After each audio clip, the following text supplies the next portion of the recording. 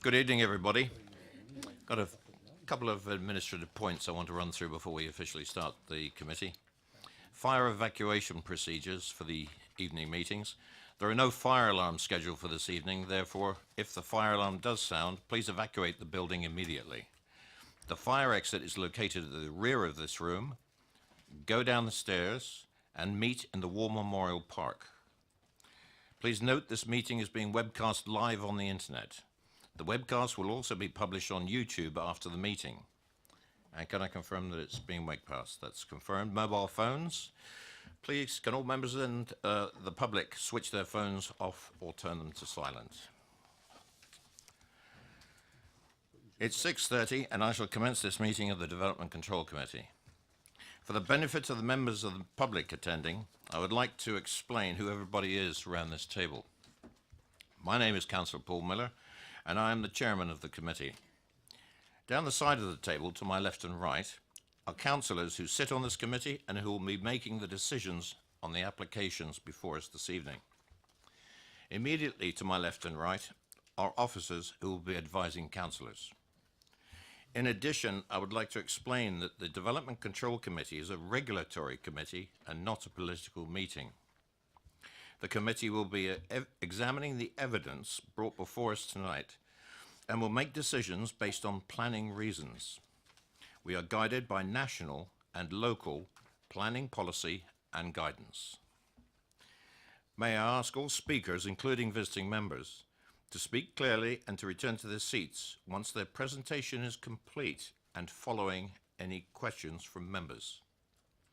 No further dialogue between members of the committee and speakers will be permitted and once questioning has finished.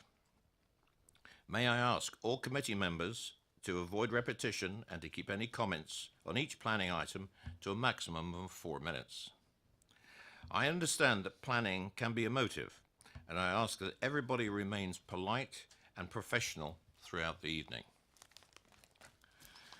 Right, we'll start going through the agenda this evening. Agenda item number 1 is apologies and for absence and substitutions. I have one notified, and that is Councillor Janet Westbrook, who is replacing Councillor Harvey. I don't think we have anything else on that item. Declarations of interest. Councillor Michael Westbrook. Yeah, thanks, Chair. Following advice, I've decided to withdraw myself for items 5 and 6 on the agenda. I discovered following the viewing panel on Friday that a family member is employed by the architect on that proposal, and it seems appropriate for me to leave the room. Councillor Janet Westbrook. And I'll be doing the same, Chair. Thank you very much for that. Councillor Leeks. Chairman, I will be removing myself for item 4, Sanford Road, as the road backs onto my own garden. Thank you for that. Any more declarations of interest? Moving on to urgent matters. This evening, we do have an urgent matter. Earlier this week, I received a letter addressed to me personally, and after taking advice from both legal and democratic services, I'm obliged to read this letter out at this committee. And it is as a result of a code of conduct breach and affects this committee and one that I was chairing. And it is, I'll read it out verbatim, and I'm obliged to do this. I, Philip Kingston, wish to make the following public apology to the chairman and to the planning committee. I understand that on reflection, I inappropriately represented the parish council at the planning control meeting at Basingstoke on the 8th of August with respect to 2 planning applications, and I'll read them out. 17/02666/full and 17/03708/full. I apologize unreservedly for any misunderstanding this may have caused. My confusion over the resolution with regard to the application by Philip Snook was due to my mistake in mishearing the resolution passed by the parish. For the future, I intend to use my new hearing aids at all times. I believe that the new MPPF published in July by the Housing Minister changed the criteria for determining applications perhaps again I was mistaken, as it appears that Basingstoke planners have stated nothing has changed, as their local plan remains the document for determining applications. In addition, I should have made it clear to the committee my relationship with David Snook. I currently enjoy his hospitality at Berry Court Farm, as my insurance company have an agreement with David to provide accommodation while my house is repaired after fire made it uninhabitable. The reference to bullying was intended to highlight that officers and councillors are, in my experience, subject at times extreme pressures from the public over planning issues. I apologise unreservedly for the misunderstanding and the words used. I would have made reference to the Willow Cottage application, which caused the applicant to report neighbours to the police. Had I been allowed to continue speaking, again, this was also on reflection inappropriate, and I apologise. Sincerely, and it is signed, Philip Kingston. That is that. Right, we go on to minutes of the meeting held on the 6th of February, 2019.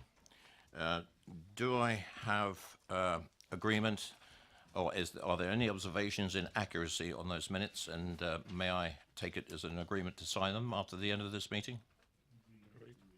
Thank you. I will sign them at the end. Applications for planning permission and public participation. I'll refer to the update paper. I would like Nikki Brock to come forward, please.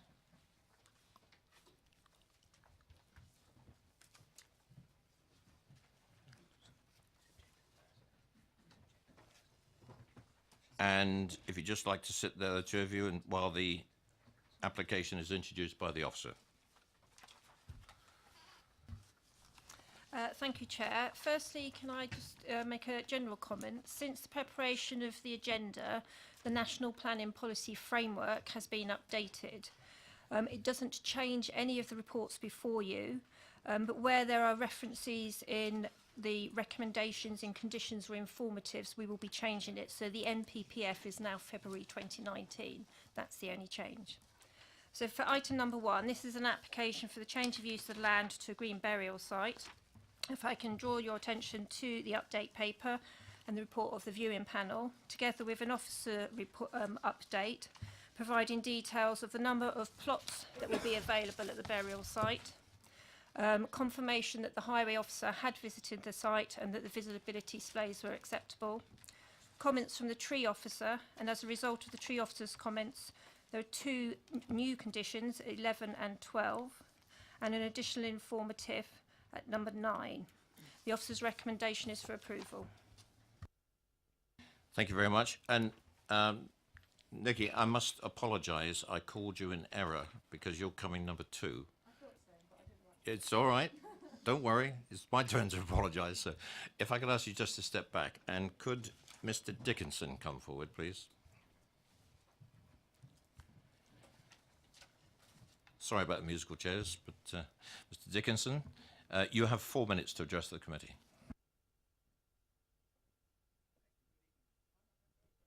Could you press your microphone button? Thank you. Is that better? There we go. I'm a Hampshire-based planning consultant with more than 30 years' experience, and I'm speaking on behalf of a group of Ibworth residents. They object to the proposals mainly on highway safety grounds and have sought professional help and commissioned a respected local highway consultant, Bellamy Roberts. They're also concerned that the access track and the car park would clearly have a harmful impact on the AONB and in an area that is used extensively by walkers, cyclists and other leisure users, with no proven need or consideration of alternative sites outside the AONB. The highway safety concerns relate to the substandard Hook Lane A339 junction and the inadequate width of Hook Lane.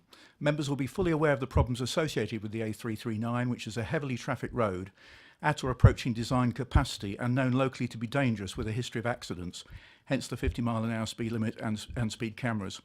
All 3 parish councils, Hannington, Bulhurst and Wootton St Lawrence and Ramsdale, that know and use this junction regularly have objected on highway safety grounds. Hampshire County Council's initial response to the application also highlighted objections related to the junction and the inadequate width of Hook Lane, and made clear it was unlikely these problems could be overcome. The residents are concerned that a different HCC highway officer now raises no objection, Having visited the site myself, in my experience, it is clearly an inherently dangerous junction. The applicant's traffic report states there'll be one service every 2 weeks between 11 a.m. and 2 p.m. outside peak hours. This is the basis on which HCC assessed the application. But the proposal before you is actually for up to one service daily and no restriction to exclude peak hours. Residents are also concerned the suggested number of vehicles per burial has been significantly underestimated in the application.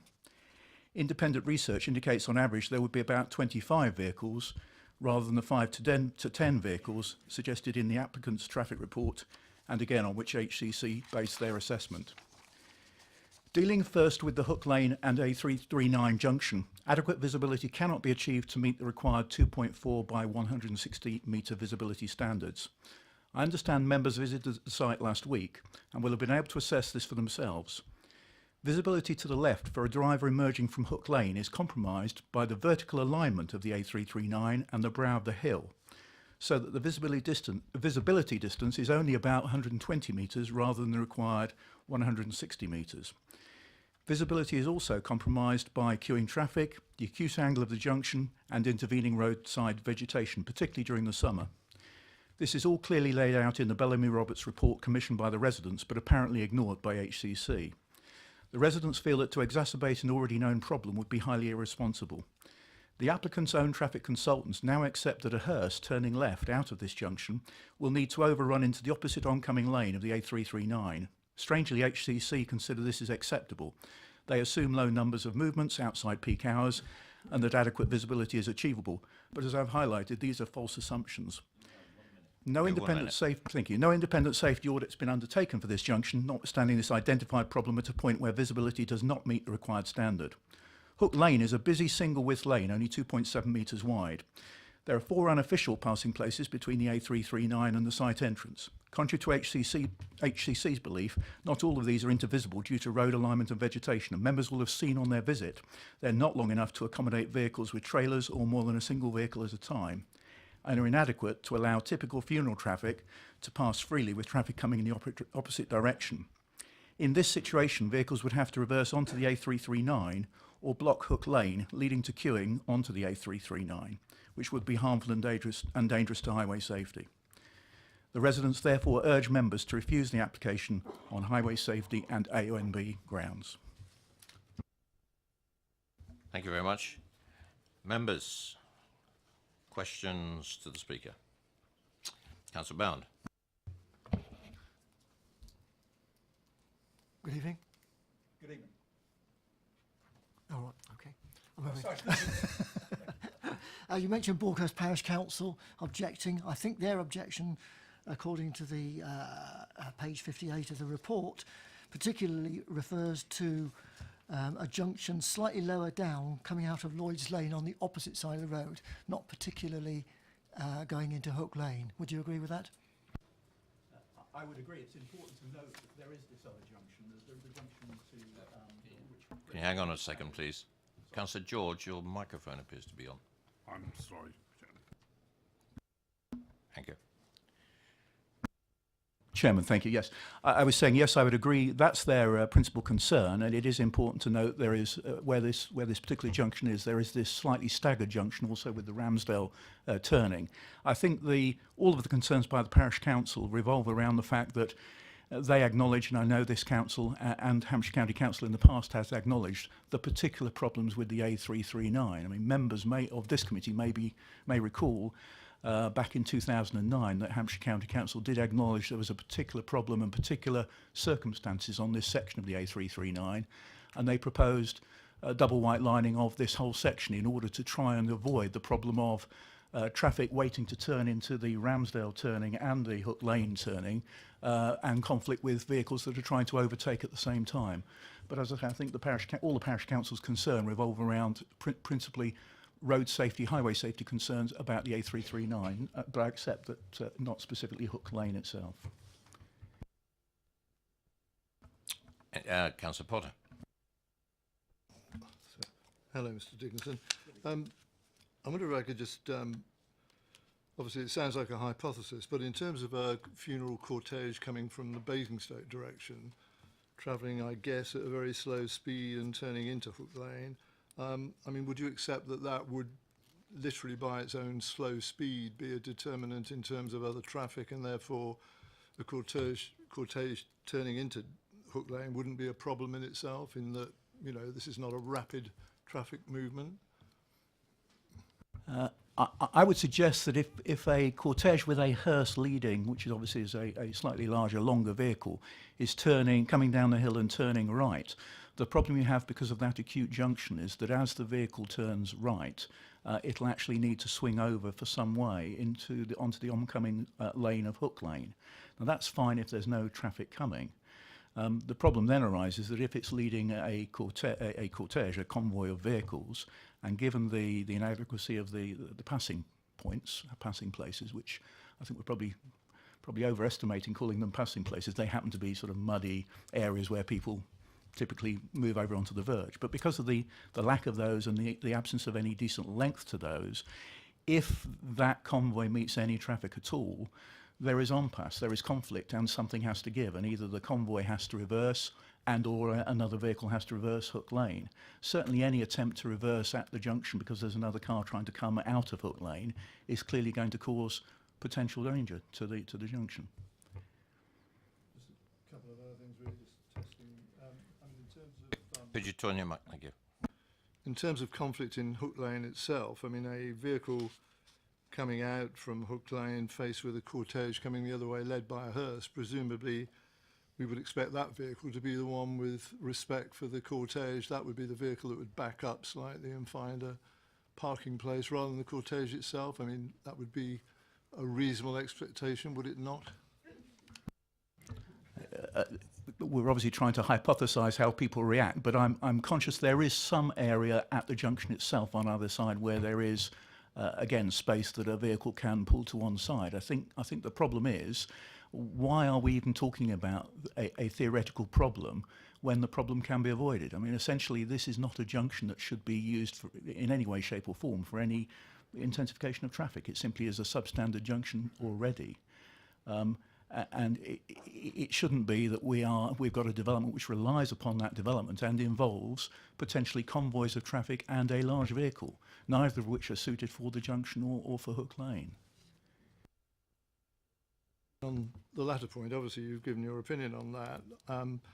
My hypothesis, as you call it, obviously is thinking about the prospect of various things happening in the event of this application being approved. And in regard to vehicles coming out of Hook Lane and turning left going to Newbury Way, and I know the argument would be this would exacerbate it, but that happens now. Large tractors, trailers, other delivery vans, etc., would do exactly that now, wouldn't they? And sweep over the highway itself, turning left, going up to Newbury. That happens now, doesn't it? Yes, it's an existing issue with that junction, I agree, yes. But as you said yourself, clearly what we shouldn't be doing when reaching planning decisions is to exacerbate situations if it can be avoided.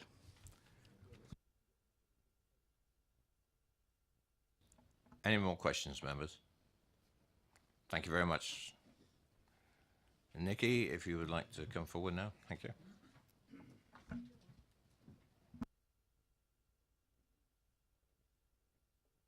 And if I could ask you to introduce your fellow speaker. If you put your microphone on. There you go. Apologies.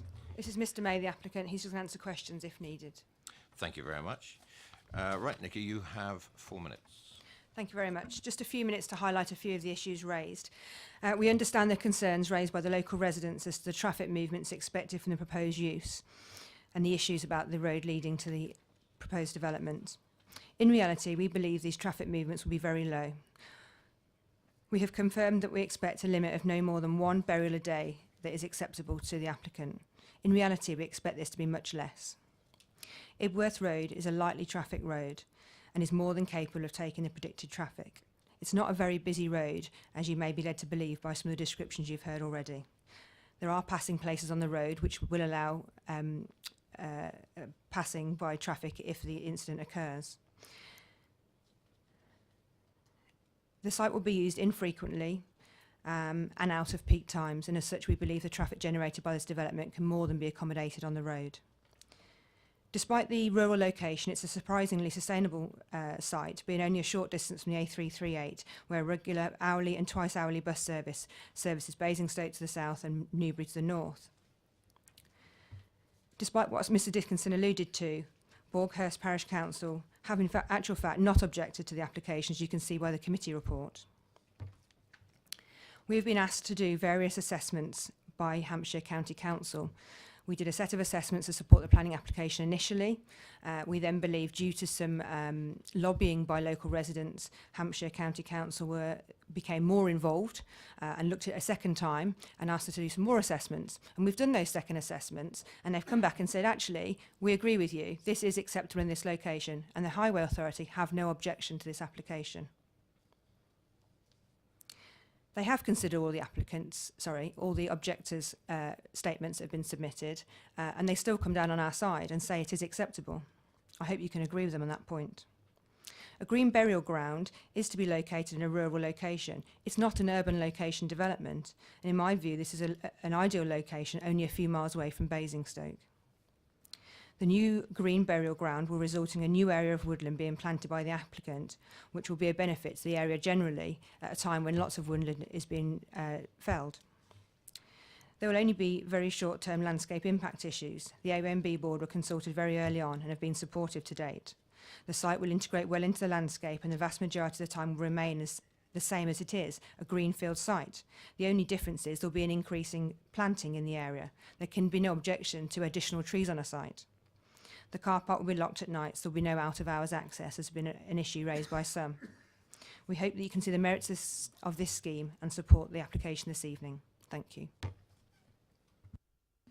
Thank you very much. Questions to the applicant? Councillor Westbrook.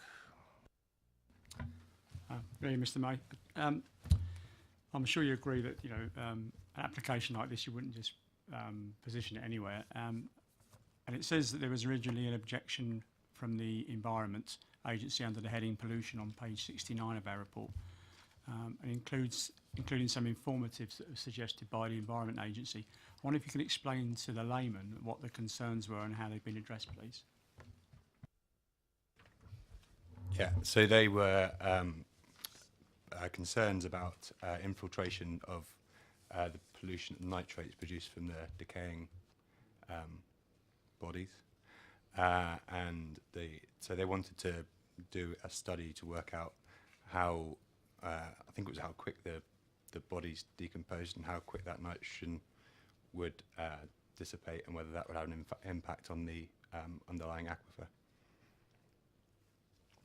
Again, I'm a bit of a layman as well, so I can't go into the details, but yeah, it was acceptable, but yeah. There was a detailed report prepared on behalf of Mr May by Hydro Geo Limited, which assessed the risks, which the Environment Agency found acceptable.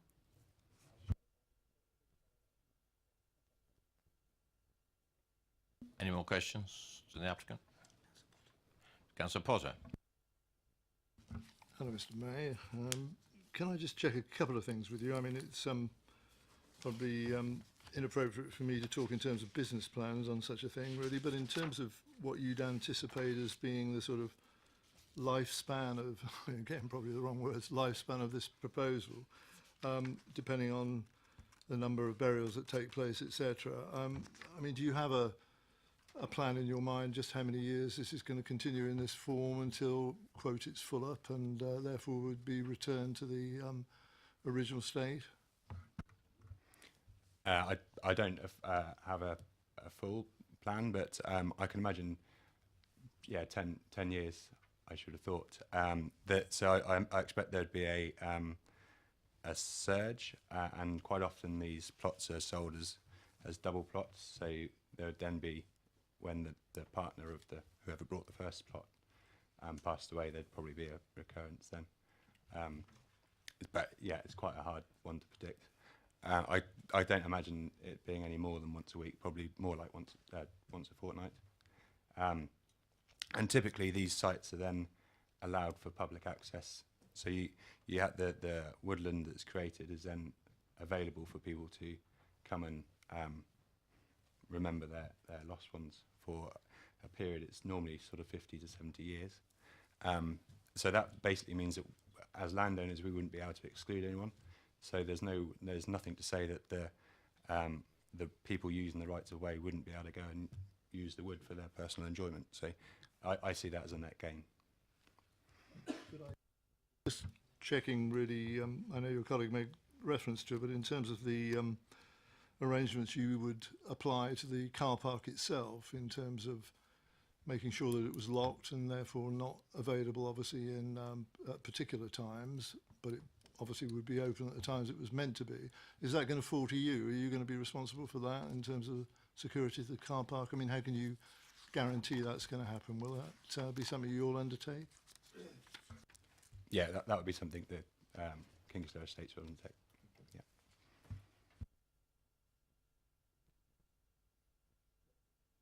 Councillor Robinson. Thank you, Chair. Can you tell me what visitors and mourners are going to do in way of toilet facilities when they visit this site? Some of them could have well have travelled a long way. I don't know many of these other sites that have toilets, so I think it would be on the website that they don't. There's no facilities provided. The nature of the site is that it's a rural area. So that's not something that we've considered.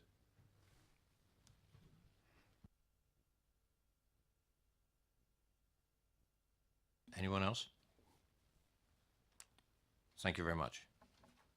Sorry, just one thing. Yes, okay. Just one question from me. Just to make it clear, I understood that it was going to be locked at night, the access, down at the access gate at the bottom of the hill. So during the day, presumably 7 days a week, it'll be open. Is that correct?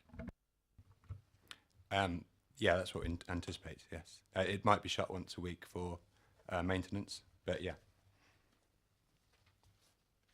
Okay, and it would be you, or who did you say was going to be responsible for that security? So the Kingsclere Estates, the company that run the business, run the land. Thank you very much. Councillor Sherlock. Thank you, Chair. You said that the AONB was supportive. Can you clarify that for me, please? Yeah, we approached them at the very beginning and asked them, and there's a letter in the planning documents, from, an email, sorry, from the AONB supporting the application.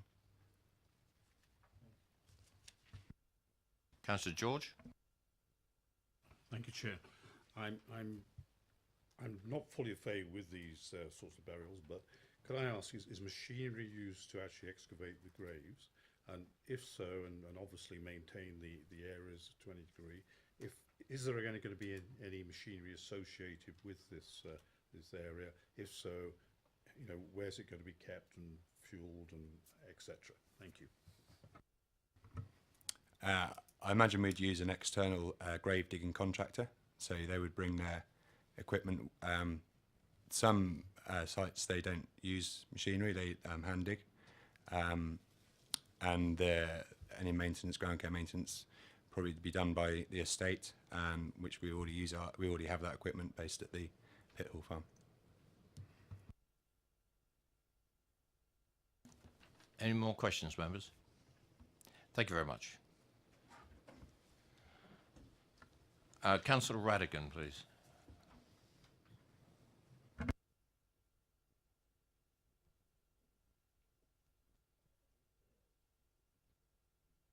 Good evening, Ward Councillor, and you have 4 minutes. Thank you, Chair, and thank you, members.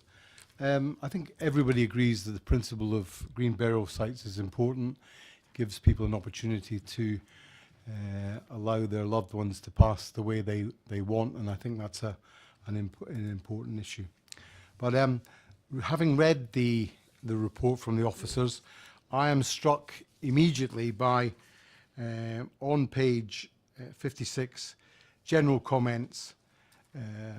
This application before the committee is a departure from the local plan. Let's just say it as it is. This is not the right site in my view, with all the inherent problems of traffic I've heard from Tim May that he thinks it will be used infrequently, but it's a beautiful site. Let's just be honest about it, and it does directly abut the AONB, and people will be drawn to it as it stands. But the reality is that this is not the right place for slow-moving traffic. It means that it's putting additional strain on our already dangerous road. We all know that when people are going to funerals, they get lost, confused. Where are they going to turn? Where are they going to suddenly sweep round to find the entrance? This is not going to be an easy sight if you pass it, and will cause, in my view, dangerous traffic on whether you go north or south from this access. Councillor Robertson has also highlighted the fact that there are no toilets. We all know that the majority of people who go to funerals tend to be older. You know, that's the reality. You know, people die when they're older. I do not think this has been thought through. The fact that there are no facilities within the site or have not been brought forward means that this application, in my view, is only partial. I think that a lot more could be done, and if it was brought back in the right form, maybe there would be opportunities to do something. Displays, in my view, are dangerous, and especially with slow-moving traffic. And as we are not going to start putting restrictions on how many people attend a funeral in Basingstoke and Dean, we don't know how many cars, slow-moving or otherwise, will be heading to this burial site. You can say it's one per day. Well, one per day on a road that is already crammed full of traffic. I admit most of it is at the peak times. But we have a planning permission in front of us in a few months' time from Manidown that will not only exaggerate the problems there, but will exacerbate them and cause more issues. Therefore, I would ask you to look at this in the round and decline it on the basis of it's going to be dangerous, and nobody should be approving dangerous applications within this borough. Thank you. Thank you, Councillor Redigan. Any questions for the ward member? Nope. Thanks very much. Councillor Trishan Robinson, please.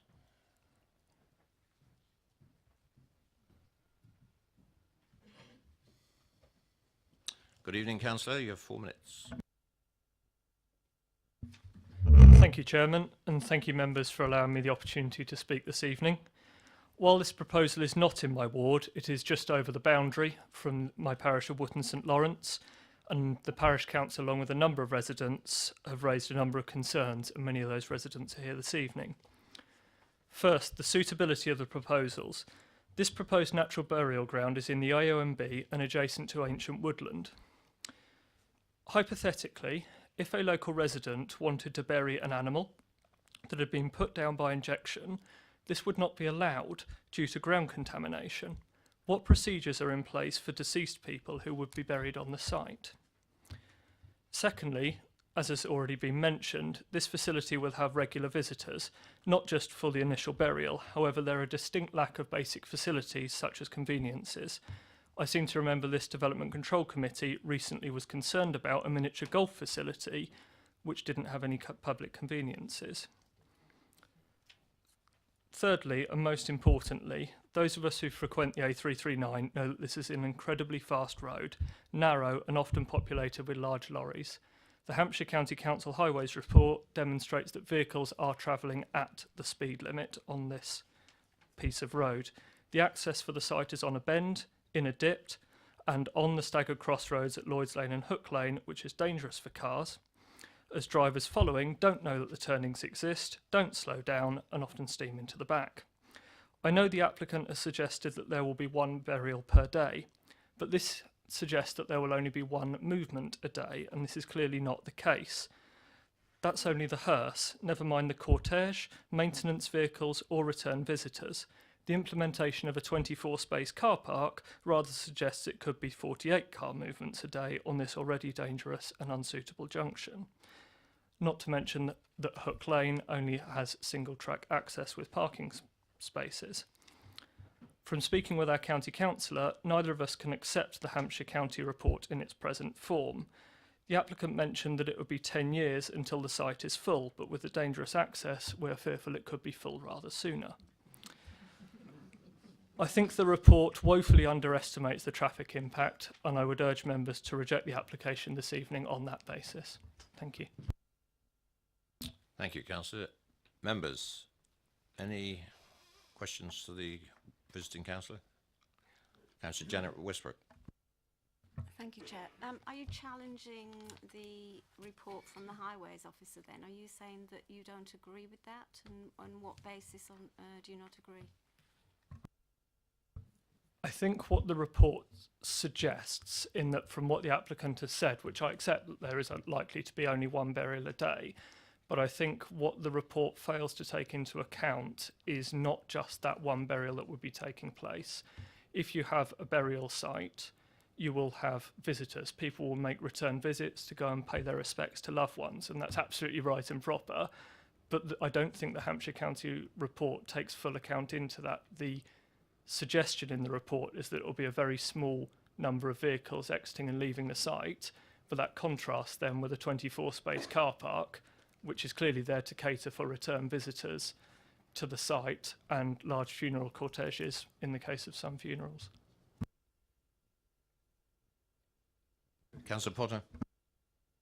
I guess by way of a question, but just to put it on public record so that we're all agreed on this. I mean, you are aware, I guess, having read the report, that condition 3, were we to approve this application, limits the burial to 1 burial per day. End of story. That's a condition. So that's the way that we would be looking at this application. No ambiguity about that. You accept that? Thank you. I completely accept that, but there are no conditions attached to the number of people who can attend a funeral, and there are no conditions attached to the number of return visitors, and neither do I think that it would be proper to implement them, but that highlights that this access for the site is not suitable for this proposal. Any more questions, members? Thank you, Councillor. Questions to officers? Councillor Mike Westbrook. Yeah, thanks, Chair. On page 68, it talks about the parking spaces. I wonder if officers could just confirm that the site can be adjusted to take 24 parking spaces under the new parking SPD. Yes, I can confirm that. The space is there. It's just that the actual layout doesn't show that the spaces physically meet the size. We wouldn't put the condition on if we didn't think it was achievable.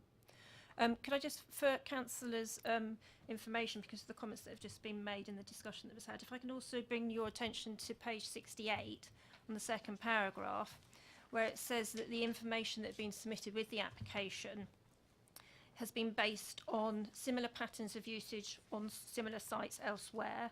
The transport statement that was submitted by the applicant has assessed the number of movements, and it has also taken on board those people attending on non-funeral days. So that has been considered, and that's the information that the Hampshire County Council Highway Officer would have considered too. Councillor Nick Robinson. Thank you, Chair. Can you tell us the width of the A339 at the junction with Hook Road, Hook Lane? No, I don't have that information.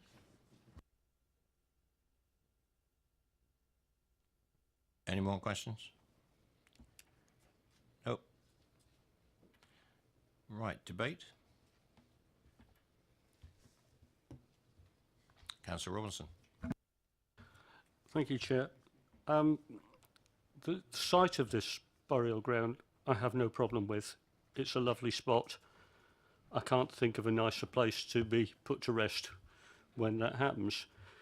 The effect of the car park on the ANOB, I'm a little less comfortable with, but leave that aside. My problem with this whole scheme comes down to traffic.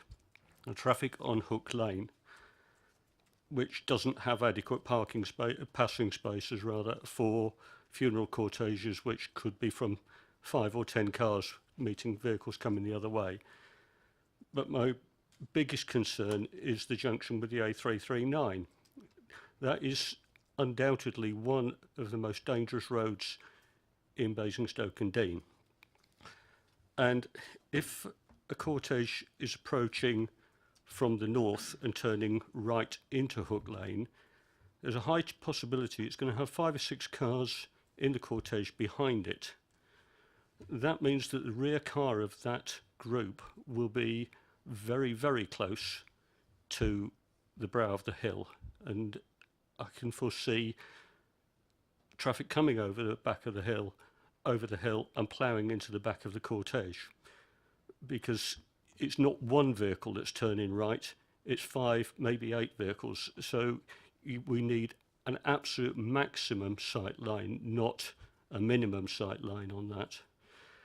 The bigger concern is a hearse turning out of Hook Lane onto the 339. A Jaguar XJ is a very normal car to be used as a hearse, and it has a turning circle of 12.1 metres. And that's a standard car, not one that's been stretched, which is going to have an even bigger turning circle. And at a 12.1 metre turning circle, it is impossible to turn left out of Hook Lane without crossing over the centre line into the oncoming traffic, which can be travelling at high speed. And as was alluded to earlier, we don't want this facility filled up earlier because of the problems with the junction. It's creating, there is a dangerous situation there already. It's making it far worse, and I think it will be a complete failure of this committee to allow a proposal which makes road safety worse rather than better. Thank you. Thank you. Councillor Bound. Thank you, Chair. I don't have any problem with the actual siting of the burial ground. I think, as Councillor Robinson has just alluded to, it would be a beautiful place to be actually laid to rest. In terms of the highway, I think we have to accept that Hampshire Highways have done their homework on the junctions. I don't think we're in a position as non-experts to be gainsaying what they have said.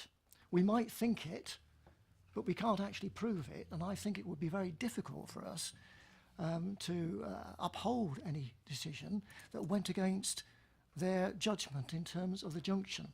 I completely take what Nick has just said about the coming over the brow of the hill from the Kingsclere direction and meeting a cortege down on the other side. I think the speed limit down on that road is about 50, isn't it, along there?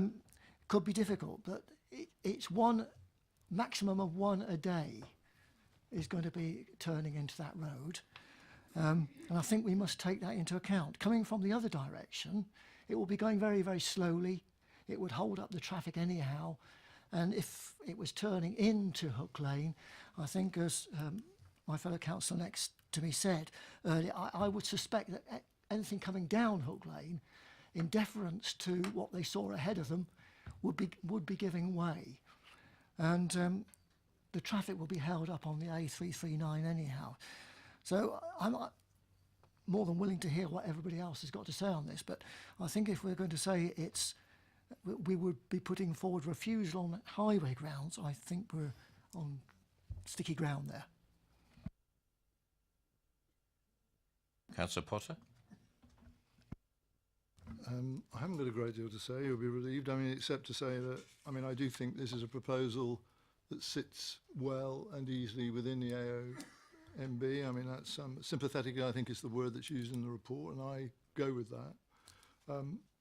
I think it's a really good proposal for that area, quite frankly, and I commend this type of burial ground to the community. Obviously, the big issue is around the junction. We've said it ad nauseum, I know, tonight.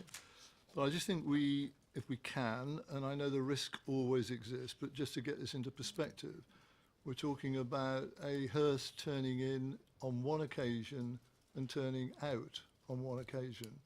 We were in the minibus on the site visit, and we turned, if I remember correctly, left and went out towards Newbury. Yes, of course, the driver on the day had to take particular care and attention. I hope that would apply to all of us, and certainly to somebody driving a hearse, if that was the case. I don't deny that. I mean, but we saw other vehicles that, you know, clearly have the same problem. You know, large delivery vans, tractors and trailers, etc.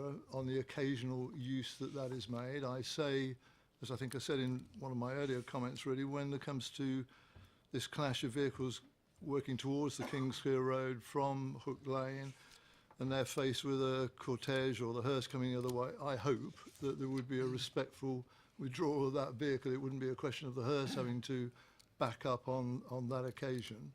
I think most of us would accept that. So I think that can be exaggerated as a problem. And I, like my colleague on my left, would support the fact that the experts in the field, the highways officer, has said this is a manageable proposal and does not conflict with normal highways standards of safety. And I go with that. And I think overall, there's much to commend this scheme, and I will support the officer's recommendation. Okay. Anybody else? Councillor Mike Westbrook. Yeah, thanks, Chairman. I witnessed the traffic movements on site Friday's viewing panel, and there were lots of varying vehicles, different sizes. There was plenty of traffic movements whilst we were there, and everything seemed to work okay, as you'd expect from, as we've heard, an established road and junction. The concerns around parking seem to have been addressed, along with the applicant's response to the Environment Agency's concern on pollution. Having had those concerns addressed and looking at the proposal itself, although the application is unusual, in fact it's not what we're used to, they're becoming more common. And I'll pick up on Councillor Ratigan's point about it may depart from the local plan. I think what's in here it's not always set in stone, and you know, as we see on here, adopted May 2016, so we're talking a few years on, and things do move on. And finally, having spent 40 years myself working on a landscape, when my time comes, I think I could find it a perfectly pleasant place to be put to rest, and I'm happy to support the officer's recommendation for approval. Well, I've got a couple of things I'd like to say. Again, observing what was going on during the viewing panel, and what worried me was and why I asked a question about the opening times of the gate. I think there's some unintended consequences that come about with some of these applications, especially in the countryside. There is a public right-of-way that goes very close to the boundary of this particular burial site. It's in the AONB. Now, the AONB, there's several members in this room that have, including myself, that we're associated with the running of the AONB, attract a lot of visitors every year. I will tell you now, if they know about a parking place that's open during daytime, they will occupy that parking space and they will use the public rights of way across the AONB. That's not speculation, it will happen. Because the one thing you can't do in an awful lot of places is find parking spaces in the AONB. And it won't take very long for them to find it out. The question about traffic on Hook Lane, I find it a stretch of the imagination to call the dents in the hedgerows parking spaces. Passing places. If you go down Cuffold Lane at north of to Bramley, from Chinham to Bramley, they have parking places. They have passing places that are constructed and built into the road. Those are the accidental dents put into a hedgerow, and that's not enough. One of our members sat in our bus while we trekked up the hill, and he was surprised, as I was, looking back at the amount of traffic going up and down Hook Lane. All kinds of traffic, from cars to tractors, which have got wheels half the height of the walls in this room. And once they start going down there, you're not going to pass them. So I don't think this is an exaggeration that some speakers have said tonight about the traffic going down there. Once there is, if you like, a higher occupation, after a couple of years, I would suggest, there will be repeat visitors going back. It's a very simplistic, I think, identification of traffic loading, extra traffic loading on this lane, just by reading it on a piece of paper. from what I observed on a regular day, there's no such thing as it getting less. It's going to increase. So personally, I consider there's a risk about accepting this at the moment, given whatever has been put on this. I think it's the location for the burial site. I agree with everything that's been said. It's perfect. But access. I've attended 3 burials in one of these locations, green burial sites. Each one of them had facilities. It had good access from the roads, and there was no conflict with local traffic. All in Hampshire. This does not meet any of the kind of criteria that I've seen personally in my time. And this is, I go back over about 6 or 7 years. So I can't support it in the present form, purely on the road, the access, and the simplistic way that the traffic generation that this site will cause is currently displayed in the report.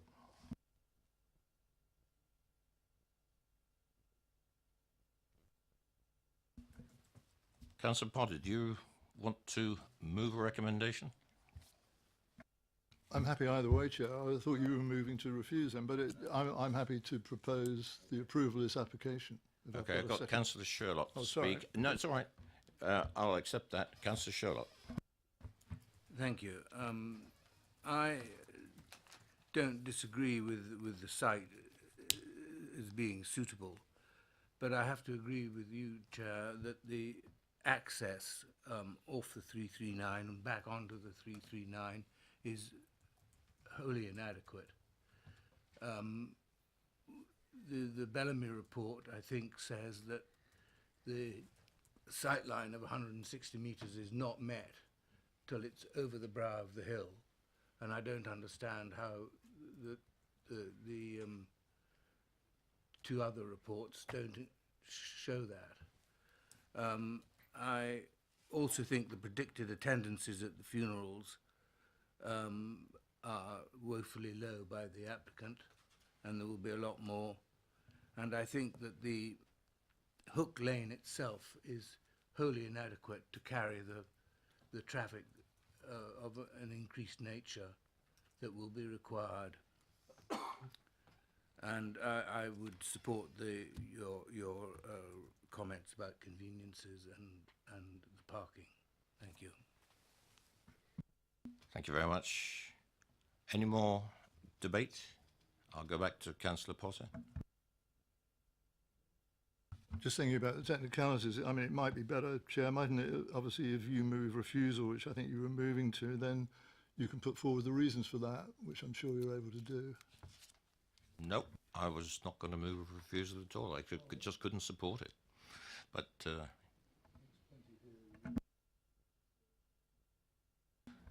you're moving it for approval? I would. Do I have a seconder?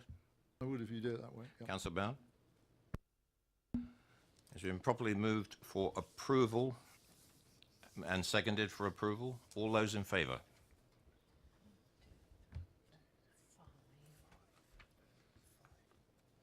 All those against?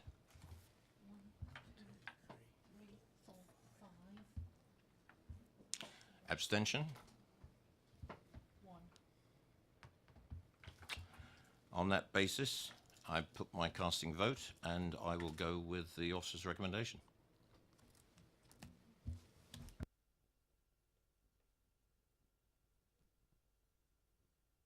Officers? Thank you, Chair. Just to confirm that the application has been approved, subject to the 2 additional conditions on the update paper and the additional informative.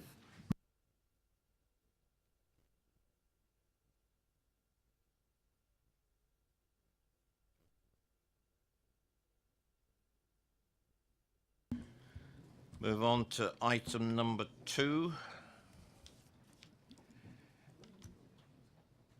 And could I have Lorna Cuttell, please?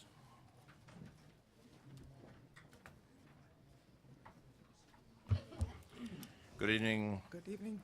Lorna, if you'd just like to sit still, turn your microphone off, please. Thank you. And the officers will introduce the application. Thank you, Chairman. Item number 2, which can be found on page 76 of tonight's agenda, is for the change of use of land from agriculture to dog exercise area with associated parking and the erection of a 1.8 metre high fence at Churchfield, land at St Mary's, Church Road, Maple Durwell. I'd like to bring members' attention to the update paper, which summarises the viewing panel and also provides an update with regards to further representation which has been received from Maple Durwell and Upnateley Parish Council. Due to the length, this has been appendixed. This has been put in the Appendix 1, which can be seen by members at the end of the update paper. The application is recommended for approval, subject to the conditions listed at the end of the report in tonight's agenda. Thank you. Members, I'll ask you now, before we set off, if please indulge me a little bit of patience. Have you all had a chance to look at the supplemental information in Appendix 1? Or Annex 1? If you're happy with that, I'll proceed. Right, you have 4 minutes. Well, as we only had a week to reply to the planning officer's reasons for approval, we've had to work very hard. And as you'll see from the first page there, we investigated the other dog exercise areas in the around here and found the examples on that first page show you that they tended to be for rescue or reactive dogs, which means they bark at people and other dogs as soon as they see them. That's why they have to be in a fenced area. There are several fenced dog exercise fields in North Hampshire, but most are off the beaten track and they are noisy. The planning officer said there's no response from the church, but they've had, since then I've had people sending me letters to say that they object. And on the second page, it's showing you one such example of how they're very concerned that it's going to compromise the church. And people who visit the church during the week as well, not just the Sunday service. The church has a Sunday service every week at 9:30. People all, it's a dead end, as you saw at the site, it's a dead end road. They come and park, they go to the service, they leave after they've had coffee. So it's a good 2-hour gap between first ones arriving and last ones going. And if we have dogs barking, it'll be very unconducive to the atmosphere needed. The traffic, the planning officer dismissed the traffic as being incidental. It'll double the number of trips going to from that lane. It's, as you saw, it's a very narrow lane with a ditch down one side.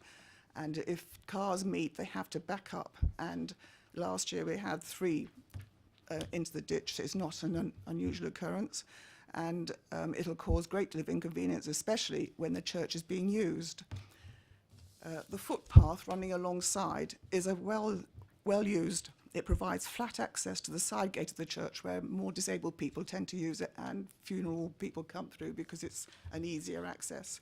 It is part of several attractive walks around the village and the surrounding countryside. So at the moment it's peaceful. It will be just completely disturbed by dogs barking, intimidating you as you go down that path.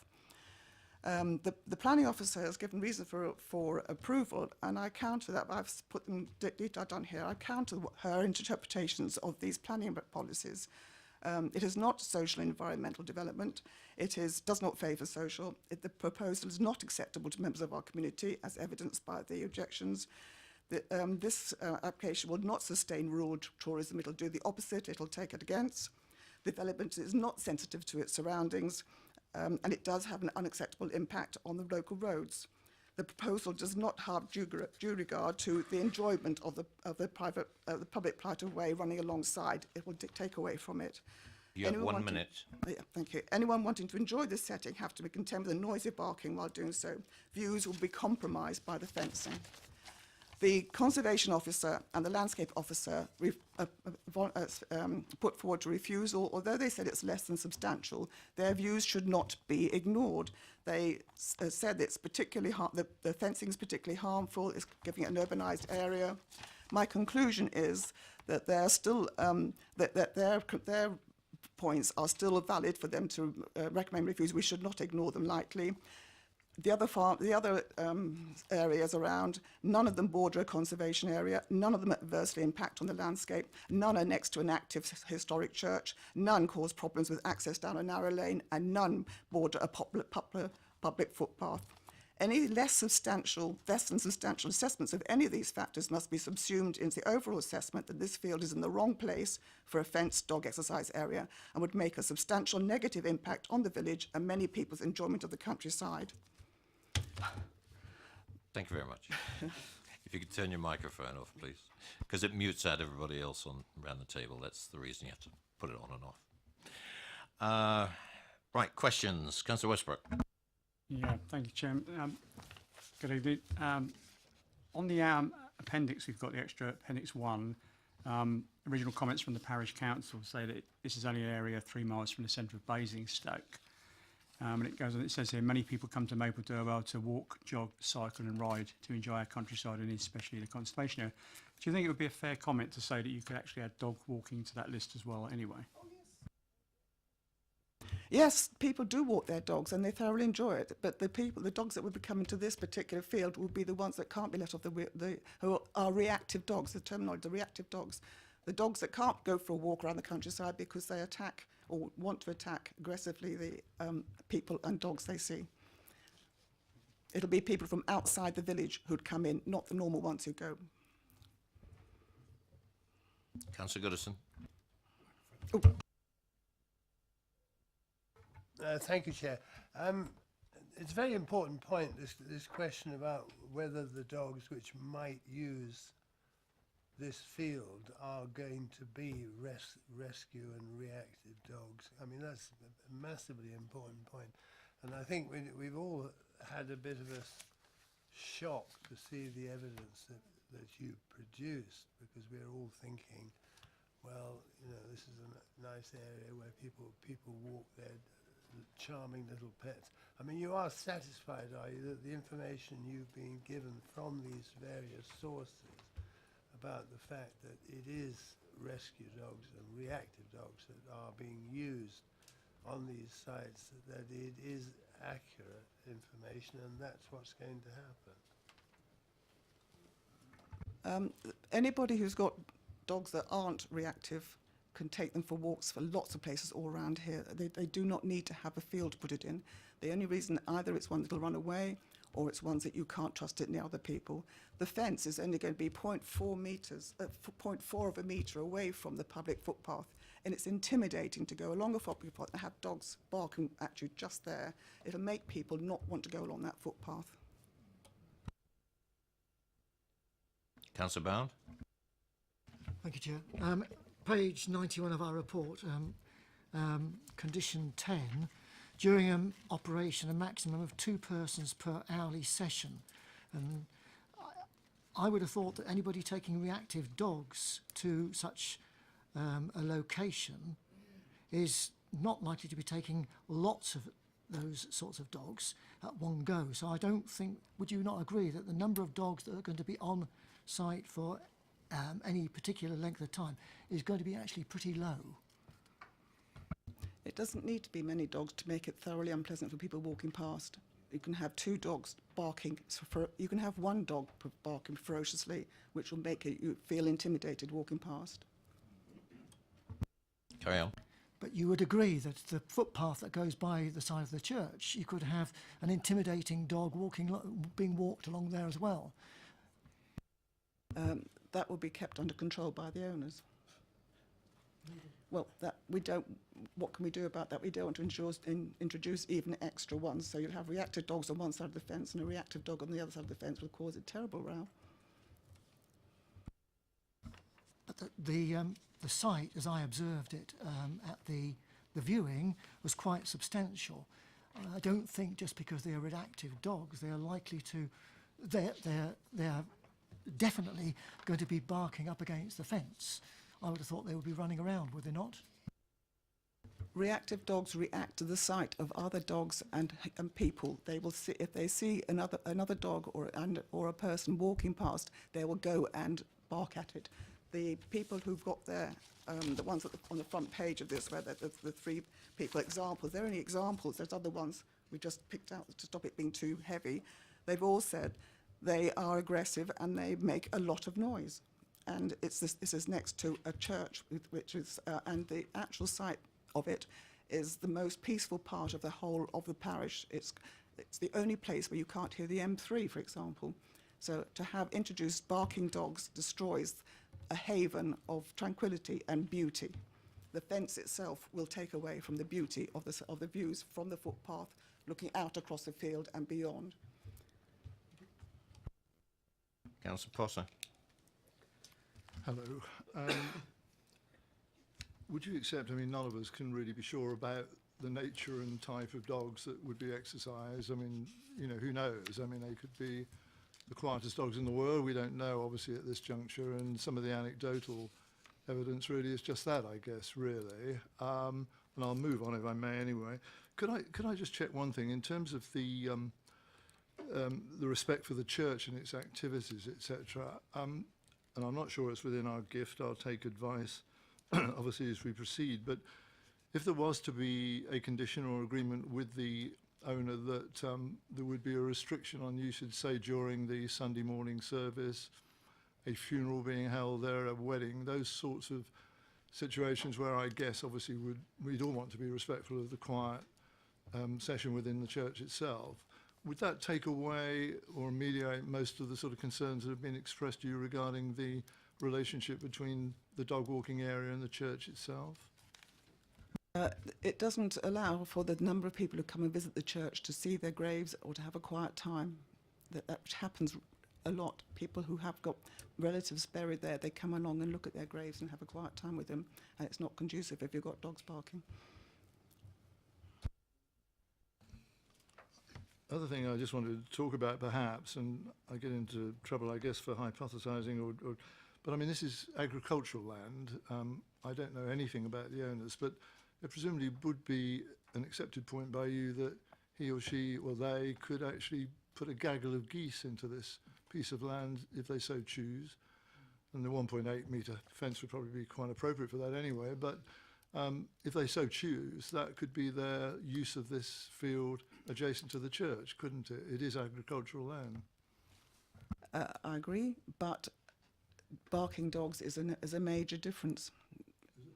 Yeah, and these people that we've contacted have said categorically that they are noisy, they are reactive, and that they're the kind of dogs that get attracted to these sites, or owners come to for these dogs. Because any other kind of dog, you can walk around the beautiful footpaths and lanes that are all around our area, and they don't need to pay £10 an hour to do it.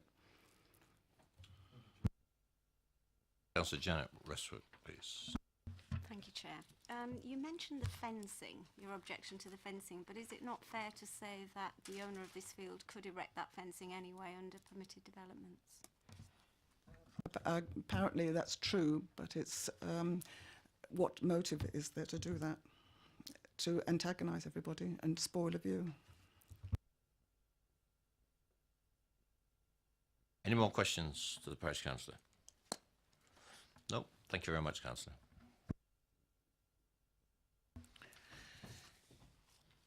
Could I, Mr. Smith, if you come forward, please.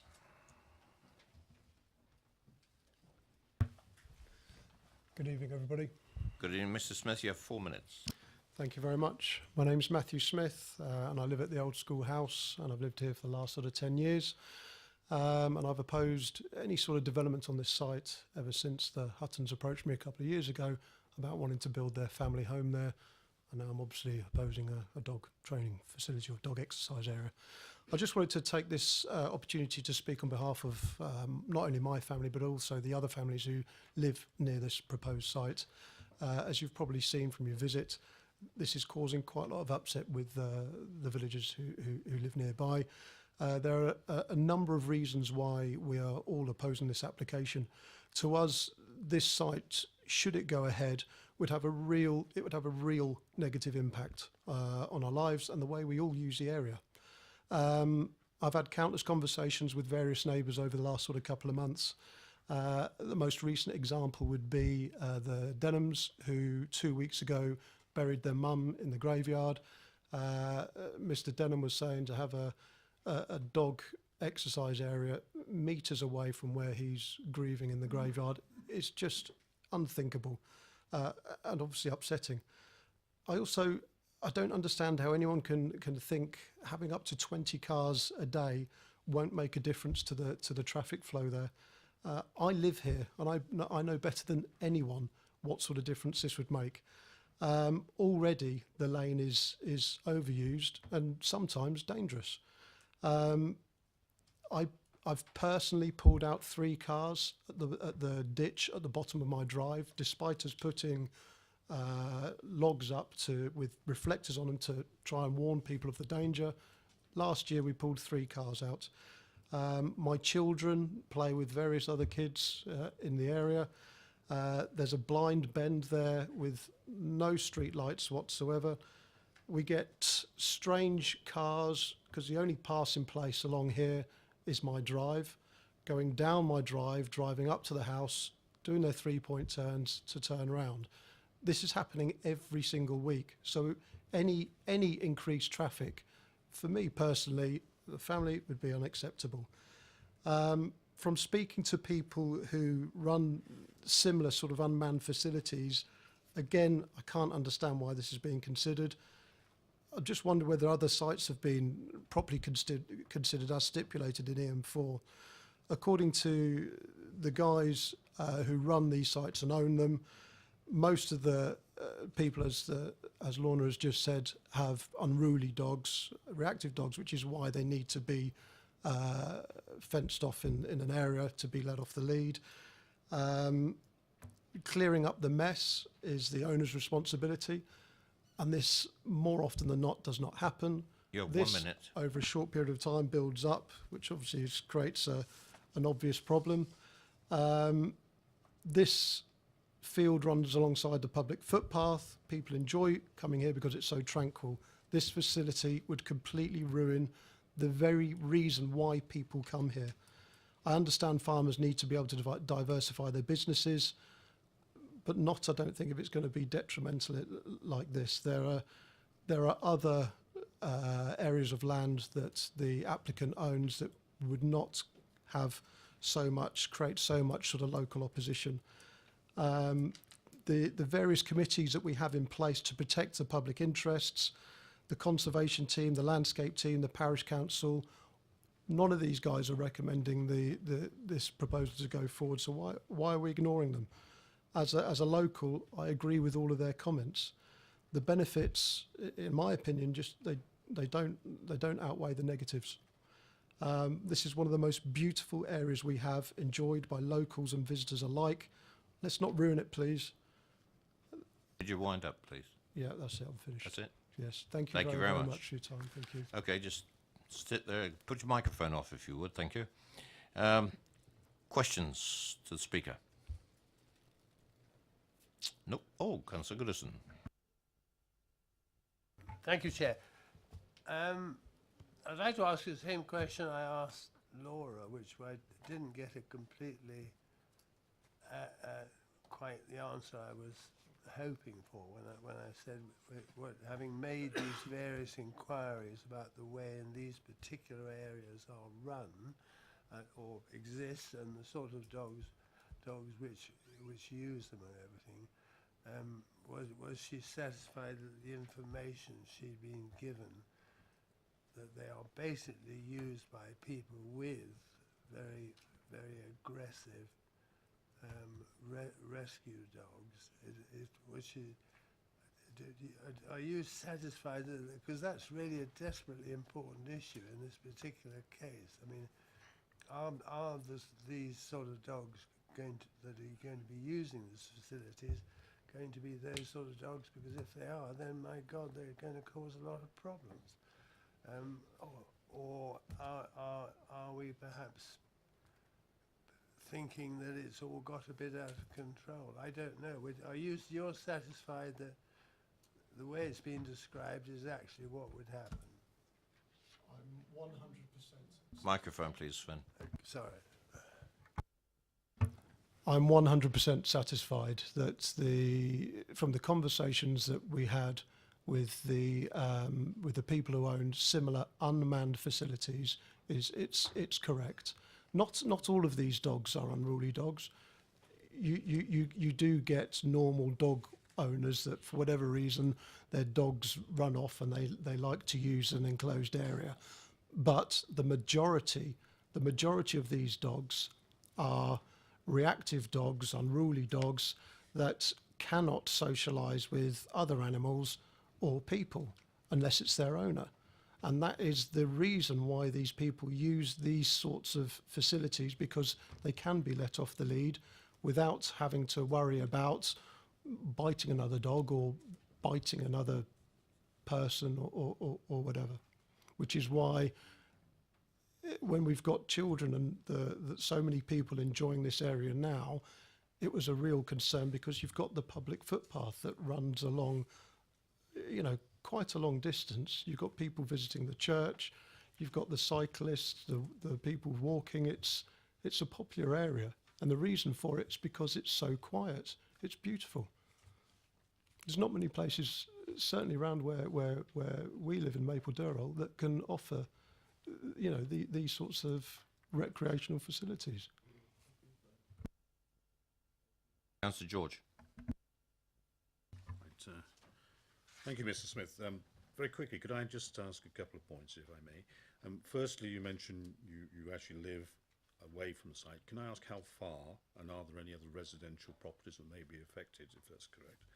And secondly, you mentioned children. Do you have any concerns, given the proposals, you've read them, obviously, do you have any concerns about child safety and things like that as a result of this development? Thank you. I have children myself, and there are lots of children in the village that use the pathways that run alongside this field. The field's going to be fenced in, so I don't think, unless the kids are putting their fingers through the fence, that anyone's going to be injured, unless one of these dogs escapes when it's been let out of the car and put in the field.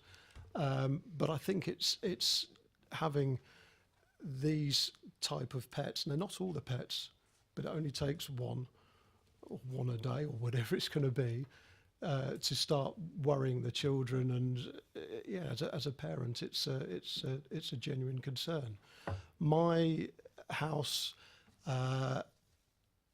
is probably the nearest to the field. My back garden is, I'd say, probably 5 metres away from the gate that is the main entrance to the field. There is 1 or 2 other houses that's opposite me, and then there are a number of houses whose back gardens are overlooked by the field. So if you're standing in the field as someone who's rented it out for the hour, you could stand there and watch your dog run around for an hour or whatever it's doing, but you could also see into all these other properties, including my property. I mean, my property, the back of it is virtually all glass, so there's privacy issues there, and security issues that obviously I don't know if I can bring up, because I don't think it's anything to do with what we're really talking about here. But yeah, there are all sorts of concerns that I haven't gone through in this report. Councillor Bound. Thank you, Chair. Good evening, Mr. Smith. Obviously, Ms. Cuttle, and yourself, you're particularly worried about these reactive dogs. Take reactive dogs out of the equation. If it was just ordinary dogs, would you still be objecting?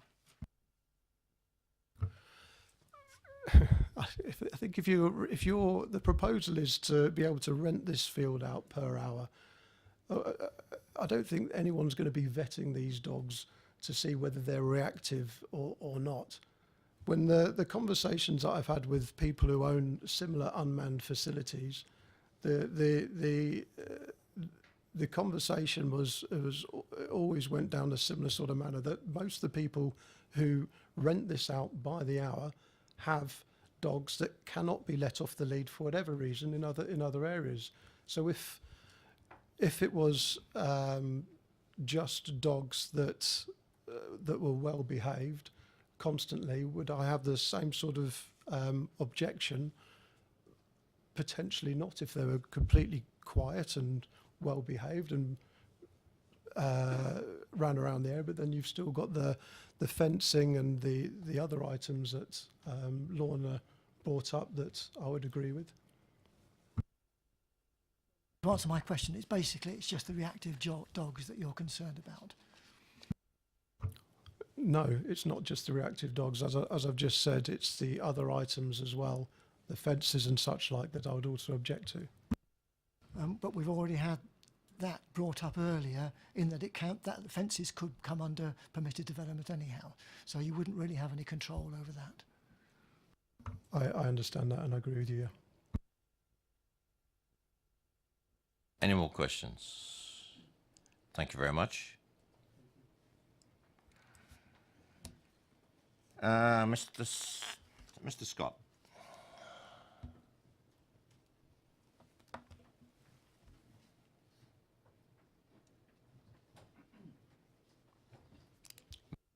Okay, Mr. Scott, and could you introduce your fellow speaker? Happily, yes. This is Mr. Hutton, who's the applicant, who I thought I'd just bring with me just in case you have any questions that That's I fine. can't answer. Whatever, you have 4 minutes. And Thank you very much. This application has been submitted because the current agricultural climate means that we need to look at opportunities and ways to diversify our farms. Farming is a very uncertain business. I mean, I don't want to pre-rehearse this, but it's important, as recognised by your own planning policies, to support farmers and allow them to do this. The car park outside the church is already well used by dog walkers, and this has become increasingly regular over the past few years. At the same time, dogs that are let loose by walkers on footpaths surrounding the farm that Mr. Hutton farms are worrying the applicant's sheep.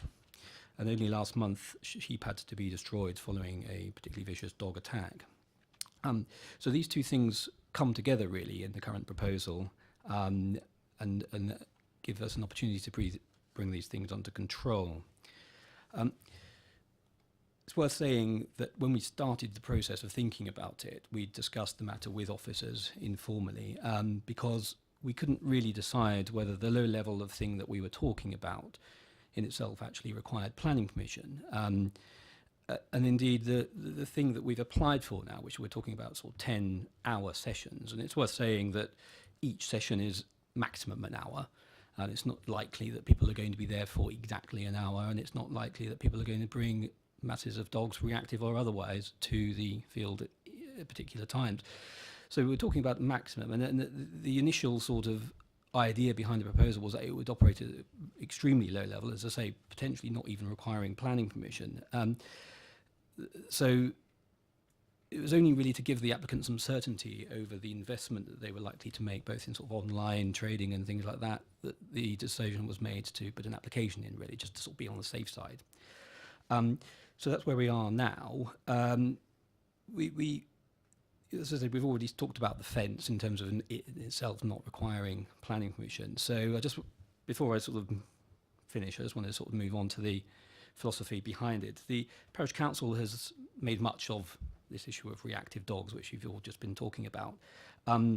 That's not my understanding at all. My understanding from looking at the websites on the sites which they mention in Tadley and Blackwater, that these sites are there to enable people to train dogs. People tend to have, dog ownership is on the rise, but unfortunately the size of rear gardens that people enjoy is decreasing, and people aren't often able to train dogs for normal call and things like that in their own gardens anymore. So the idea really is to give people a sort of safe space to be able to do that, so the dog won't run off. So you're not doing that in agricultural land, which would potentially worry livestock. And to give people the opportunity to give their dogs more of an exercise, perhaps, than they would be able to do should that be on the lead. You have 1 minute. Thank you. It's also worth saying that, as I just mentioned, that the websites make no mention of reactive dogs. They talk about people bringing their dogs for leisure purposes, as I say, both to train the dog and to exercise them. And it's really with that in mind that this proposal has been formulated. So we would just really sort of urge the committee to be able to support this important farm diversification that the applicant wishes to carry out. Thank you. Thank you very much. Members, Councillor Westbrook. Yeah, good evening. I just wondered if you could just clarify about the fencing. I think we've looked in the report. I think it's 1.8 metre fencing, but can you just tell me, I don't think it's solid type fencing. Is it more of an agricultural type fencing, which would be more in keeping with the surrounding area? And basically sort of see-through. It's not going to be something that's rigid. No. As it stands, on three sides of the site, it is actually hedged to about 2.5 metres high. We have only put in for the planning for that level of fencing as a precaution to not have to come back to you at a later date and then ask for it. So we're hoping not to have to use that sort of height of fencing at all. It's just there as a precaution. Yeah, so can I just say, just to clarify, it's the agricultural type wire fencing, which is from a distance is pretty sort of see-through, really. Currently, it's as you see on the screen, square mesh wire with a couple of smooth wire or barbed wire on top, and all we do is something similar but higher. But we next to the church, if we were to do that, we may well go for post and rail as well to make it more aesthetically pleasing. I'm going to call a supplementary on that one. I'm not clear now because our understanding when we went out on the viewing panel was that field was going to be enclosed by a 1.8 metre wire mesh fence.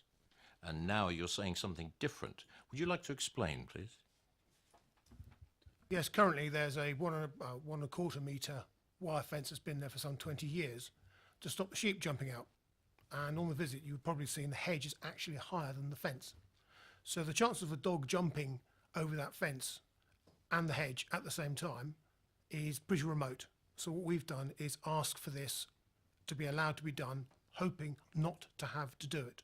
But we didn't want to come back to the committee, having had a problem, and then have to ask for fencing later. Basically, it's a preemptive thing to make sure we don't have to come back again. Thank you. Councillor Potter. Hello, Mr. Hutton. You will have heard my exchange, I guess, with Ms. Cuttle earlier on about the tranquility of the church and its activities. It was just something that I mused about with her, really, in regard to the particularly sensitive times of the church service on the Sunday morning, and perhaps a funeral and perhaps a wedding, something where people would be particularly aware of external noise, if there is any. Obviously it's a big if, but if there was, by agreement, and I don't know whether you're able to give this sort of undertaking, providing you had some information on that, would you be willing to say, I could adjust my bookings arrangement to have regard to that, so that I would be mindful of a quiet environment within the church at those times, or something akin to that? I'm not expecting you to go beyond that, because quite frankly, if we get into the argument about, or discussion about, you know, the church environment, the church setting all the time, I mean, that's 24 hours a day, and that's not what I'm talking about. It's particular events at particular times. Is there any leeway there where you'd cooperate with the Church Council on that? Well, my parents, my grandparents, my great-grandparents and many cousins are buried in the church. I've farmed in the village now for 27 years, and I've been associated with the village for my whole life. We've always had a very, very close working relationship with the church. So in an event of a wedding or a funeral, we do actually open the church, the field up for extra parking. The car park that is there already, we were partly responsible for by giving access to the land to allow it to be built in the first place. So we do have a very, very close working relationship with the church, and of course we would take that into account. Councillor George. Thank you very much for your presentation. Look, could I ask one question and possibly supplementary? I'm assuming then, from what you're saying, that the norm would probably be for the dogs to be off the lead on this particular site for training and running around, and that's the reason that you're looking to do this. Is that correct? Yes, currently the footpath network, which our family partly created, is very heavily used. And now we're getting lots and lots of commercial dog walkers coming in, people, even locals walking 8, 9 dogs at a time. I saw 9 dogs off the lead last week. The sheep attack on the 1st of February was quite dramatic. I've had much bigger attacks in the past. and we just thought there's a need here, and let's service the need. Sheep industry is under massive pressure with Brexit, and we have cut our numbers in half anyway, in anticipation of the decline of the sheep industry. So we've got to find something else to do with the land. This is a perfect solution. Thank you. Thank you. With that in mind, I'm just very interested in this statement you made earlier on about having permission for the fence just in case. Now, what's going to trigger your decision to implement that fence? In other words, are you going to wait for a dog to escape or somebody get hurt on the footpath before you decide to actually implement that fence? Because frankly, I felt relatively secure knowing that fence was going in place, but I don't feel terribly secure knowing that there's some point whereby a dog or two escapes or somebody gets hurt on the footpath before you make that decision. Well, I'm a practical person, so I can understand your concerns, and I think I'm trying to address the concerns of the neighbours as well. So we've got to try and find a compromise. So all we can do is find a compromise. I don't want anybody hurt. That's the last thing we want. And the idea of the site is to allow people to run their dogs as dogs should be run, i.e. off the lead. And very few places in the area actually allow you to do that, where they're not actually coming into conflict with other dogs, such as in the park or on the common at Hackwood. Mr. Goodison.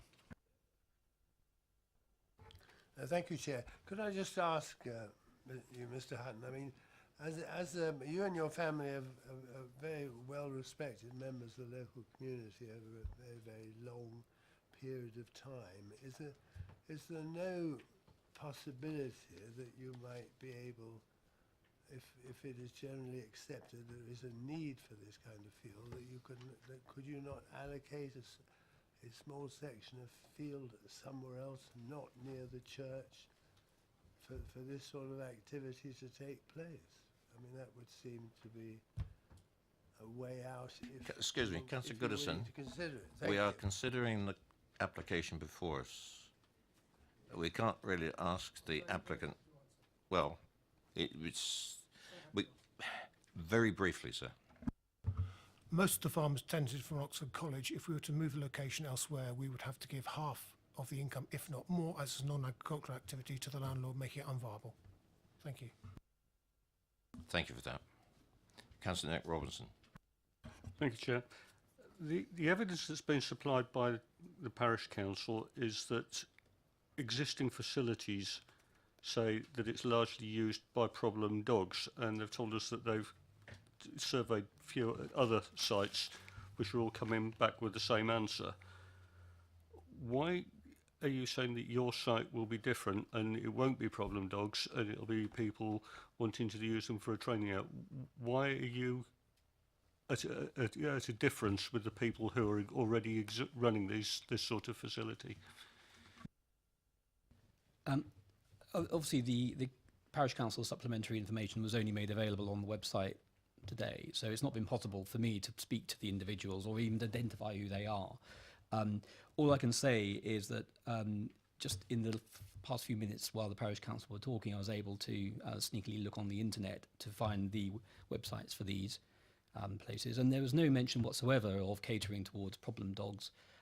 So it's certainly not something they're advertising or attracting.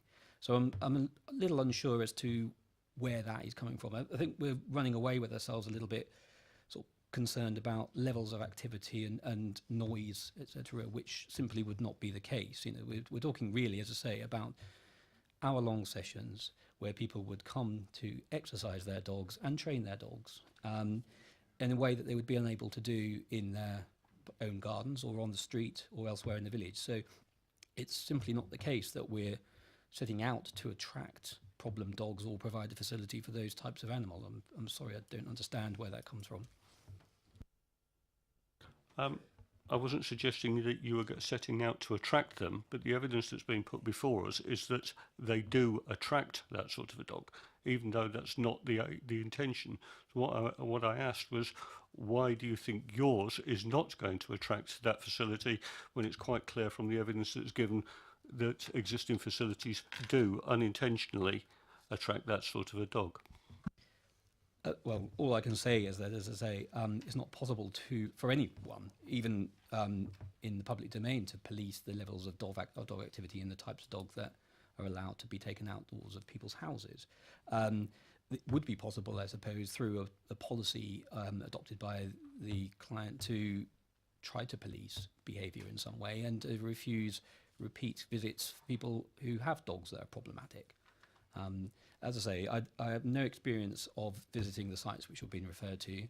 I don't necessarily understand where the problem is being addressed, the problem that has been identified is coming from.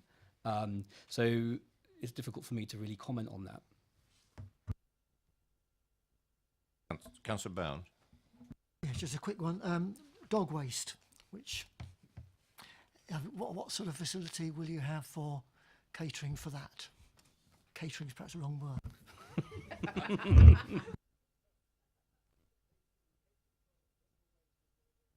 One of the things I do a lot, lots of human as well, I'm afraid. It will be there will be bins provided in the field to people to put the waste in, when we can then go in with the JCB and just pick them up and empty them mechanically to either compost them down or probably just end up just composting them down and then using them, plying them in, make them disappear that way, as all our waste is disposed of. Mr. Scott, because we've heard some comments about the possible interference on church services, especially on the set service at 9:30, I believe it is, on 9 o'clock on a Sunday morning, would the applicant be amenable for a condition to suspend operation on Sundays to give the church that opportunity on a Sunday to alleviate any possible interference? I personally see there's no planning reason why that can't happen. I mean, I'd have to defer to the applicant to confirm, but yeah, yes. Well, particular hours or the whole day, I don't know if they have evensong or whatever. So, Very happy to work with the church, which we've always worked with. So we can, as you know, Sven, we work closely with the church in the past, and quite happy to continue. So, I live in the village. I don't want to come into conflict with the village. I asked the question because working with and a planning condition are two very different things. Well, yeah, just to answer the planning point, as I say, that there are already relatively restrictive conditions which we're more than happy to work within. That could be amended to allow different hours of operation, for example, not to allow the use or not to allow the facility to be booked on Sunday mornings. That would be, I think, perfectly reasonable. Thank you for that. Right, any more questions to the applicant? No, thank you very much, gentlemen. Councillor Goodison as the ward member.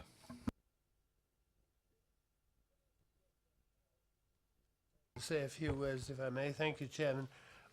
I think this is a very difficult one because we all know perfectly well, and until we got the parish council's report indicating that we might be misunderstanding what might happen.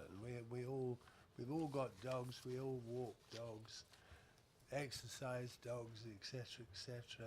Learn how to control our dogs, etc.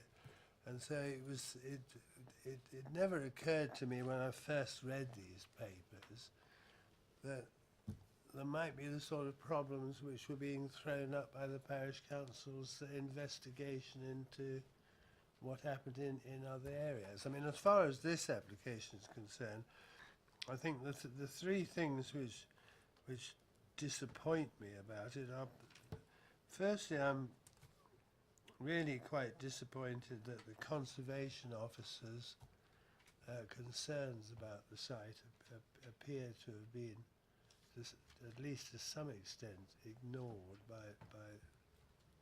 by the officer.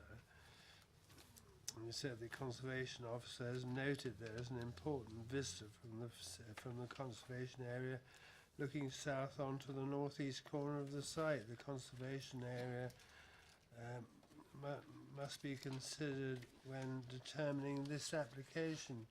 So the conservation officer is saying that in determining this application, they are suggesting that the interests of the conservation area should be looked at and considered, and that doesn't appears to be happening. I think the other difficulty here is, of course, I mean, as far as the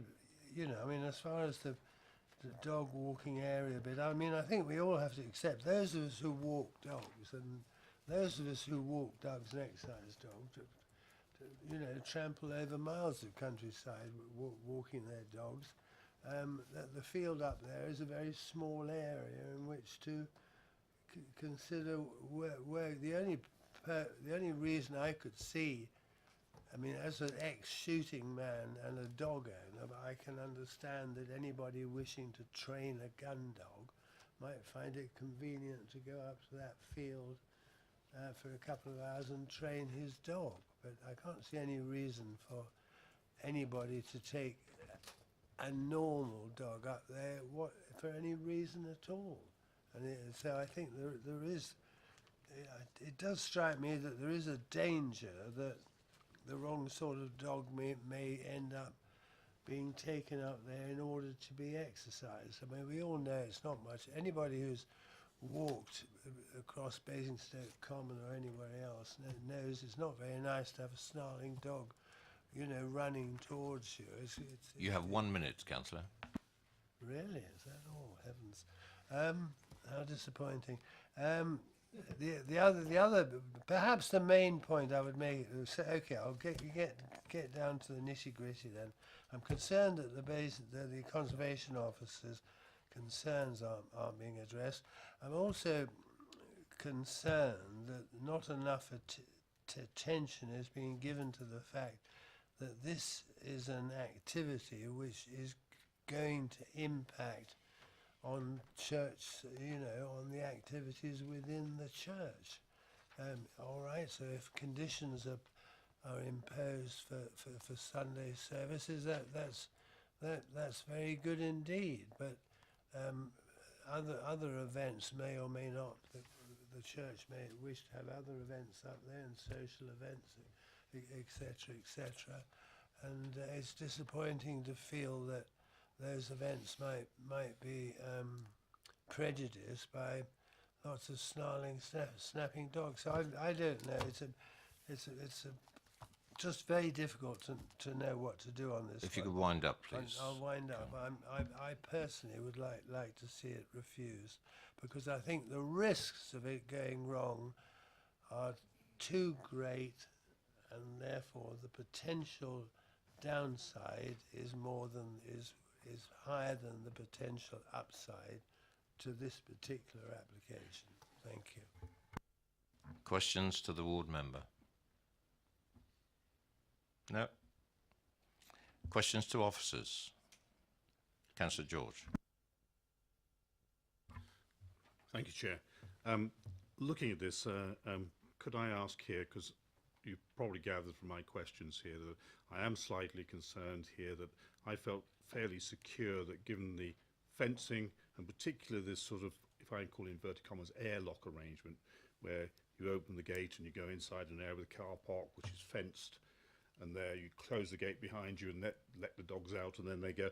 That makes the whole area relatively secure for large dogs, whether they be nasty dogs or whatever, fairly secure. No dogs are really going to escape or what have you.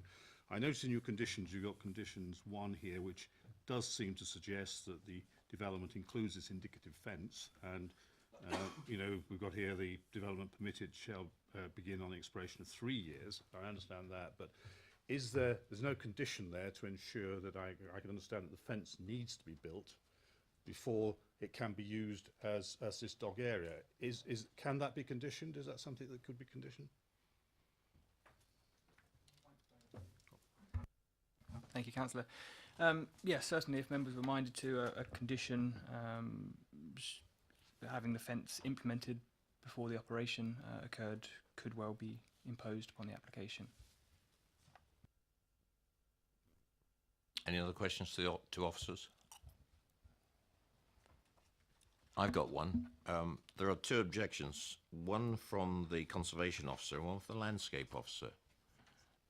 Do I take it that you have, or the assessment in the report, there's a balance being struck here between the two objections from the conservation officer, because it is in a conservation area, and the landscape officer are outweighed by what?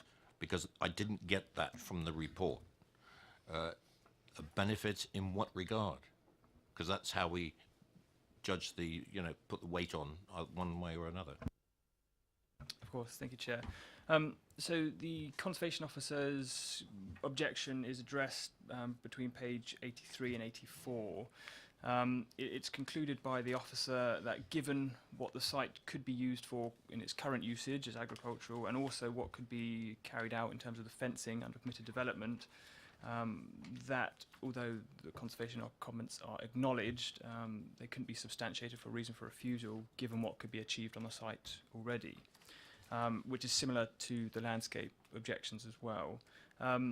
In terms of the Balancing Act, under the policy section of the report, upon page 80 under the principle of development, it goes into details regarding farm diversification and policy EP4, and that's the sort of part of the balancing exercise that was undertaken within the officer's report, bearing in mind what the site could be used for and what can be done under permitted development.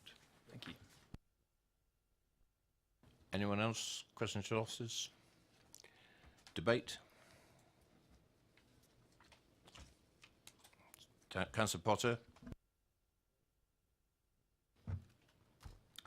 I just wanted to express my understanding, I hope it is really, obviously, for the points that are made within the officer's report, which I think is pretty comprehensive. And I do concentrate, obviously, on my understanding of EP4, the local plan, in terms of farm diversification. And listening to what Mr. Hutton was saying about that, I think it is going to be an increasing issue for farmers.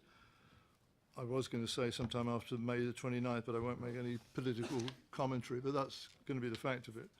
And I'm sympathetic to that, really, and this is the type of thing, and many others, that I think farmers are going to have to be looking at in terms of good economic use of their land, really.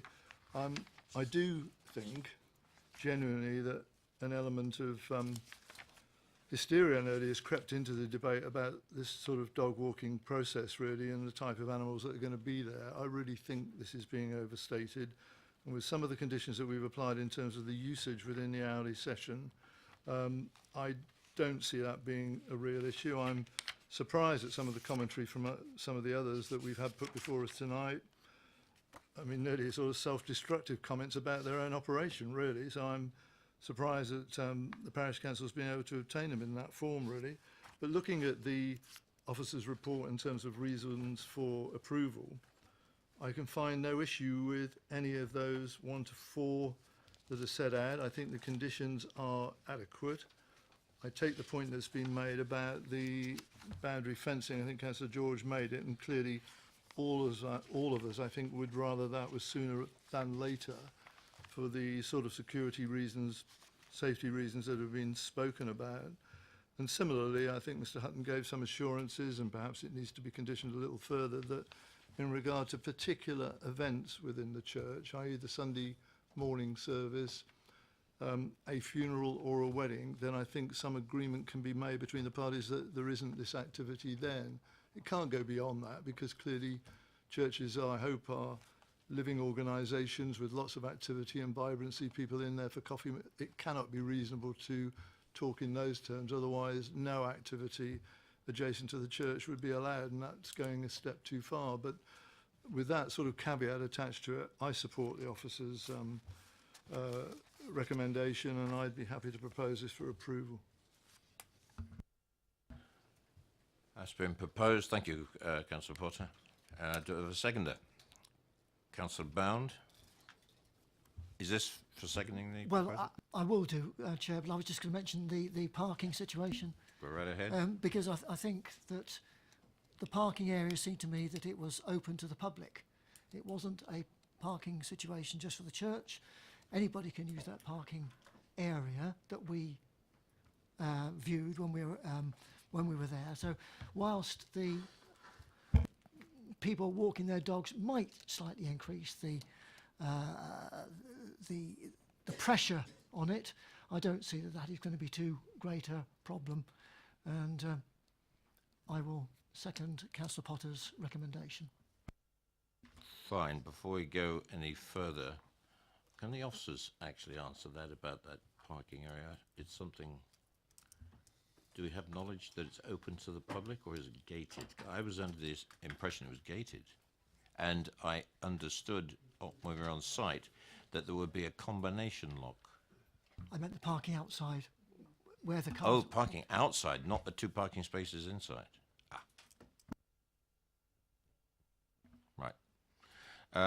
Before we go to the vote, can we just make sure that the conditions, 2 conditions, 1, that the fence is a precondition, and 2, that there is a condition for Sunday, what does the committee think?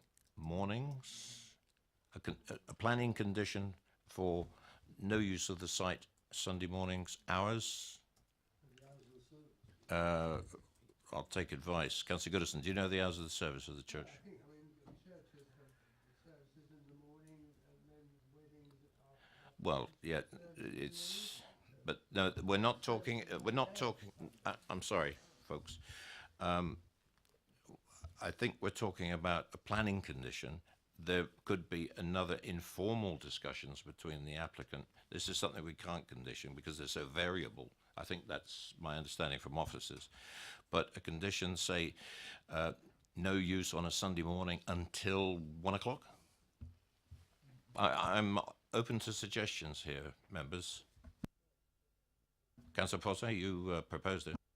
Well, my knowledge of church service is very limited, as you might not be surprised to hear, really. But in all seriousness, I mean, it was put to us when we went on the viewing that it was that Sunday morning service that people were particularly concerned about. My understanding was that was something like a 2-hour period on the Sunday morning. I stand to be corrected on that. And if that can be defined, and it wouldn't take much to do that, I think, I'd be happy for the condition to apply for that. Yes, I think it's fair enough. Councillor Robinson. Would it be possible to return it under delegated powers to the officers to find out the times of the relevant church services and then impose that condition once they know the times? If this gets passed, it then goes back to the officers and they sort out the times that need doing. Right, hang on a second.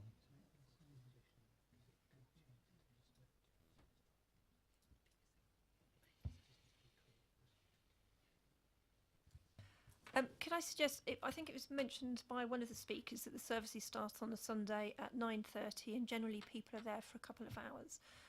The easiest, most reasonable and enforceable way to deal with it would be that there would be no bookings before midday on a Sunday.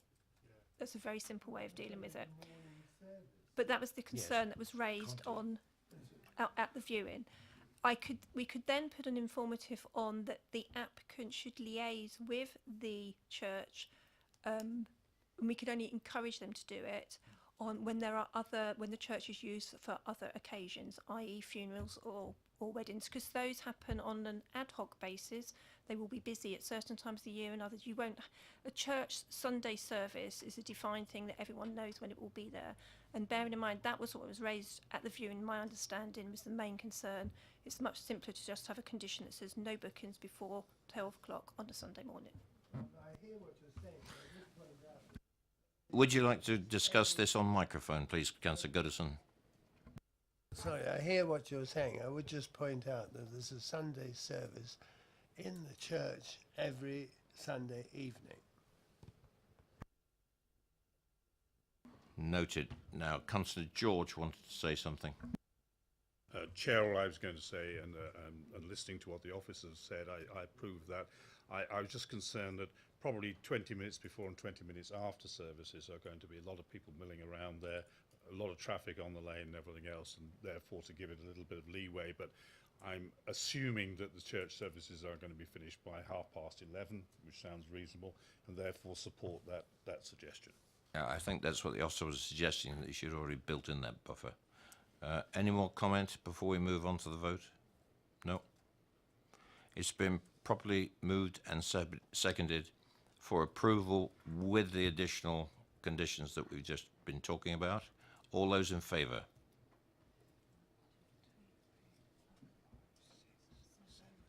All those against? And I'll abstain. Are you abstaining? Two abstentions. That's carried. Officers? Thank you, Chair. The application is approved, subject to the conditions listed on the report and the inclusion of 2 additional conditions restricting the hours of operation on Sunday until midday, and also a condition regarding the fencing to be erected prior to the use commencing on the site. An informative will also be added to ask the applicant to liaise with the church when used for other events. Thank you. Thank you very much. Move on to item number 4. And could I ask Mr. Cottrell to come forward, please?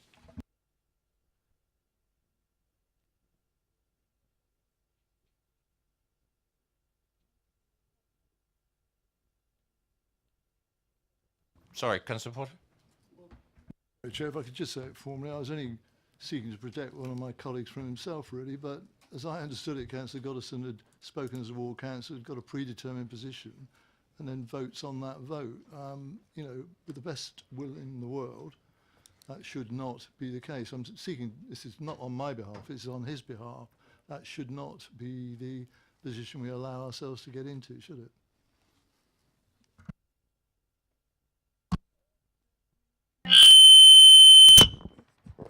Members, if I can assist, there was a discussion between the committee clerk and myself in respect of this.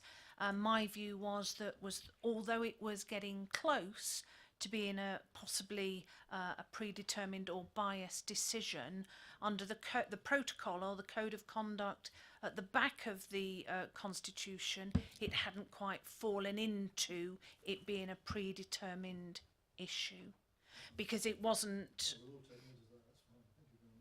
it wasn't prior to the meeting. The code makes it clear that as a member you can say what it is you would like to happen at the meeting. Predetermination generally comes into play in situations that are prior to the meeting, not necessarily during it, in terms of codes of conduct or interests, if that helps. President Chair, I stand corrected then. Thank you. We'll all take note of your advice for the future. Thank you. And that's why, Councillor Potter, thank you for raising it, because I think that makes it crystal clear to the whole committee. So, yes, I accept everything you said, but it's very useful to get the guidance that we do. Mr. Cottrell, would you like to take a seat?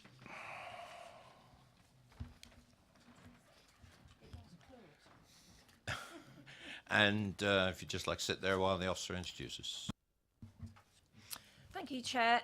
This is an application for the erection of a 2-storey side and rear extension, single-storey rear and front porch. If I can draw your attention to the update papers, members the viewing panel visited the site, and the viewing report is on the update.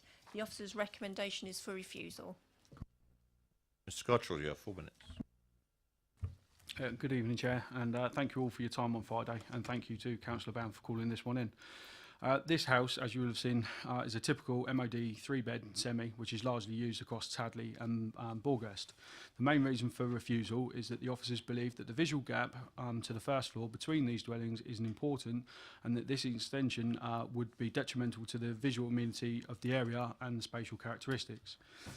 This type of extension has been carried out all over the area. I personally have done 8 or 9 of these in the last couple of years. I have 2 in at the moment, and I counted 39 extensions in a very small area that are exactly the same along Bishopswood Road, Franklin Avenue and Huntsmore Road.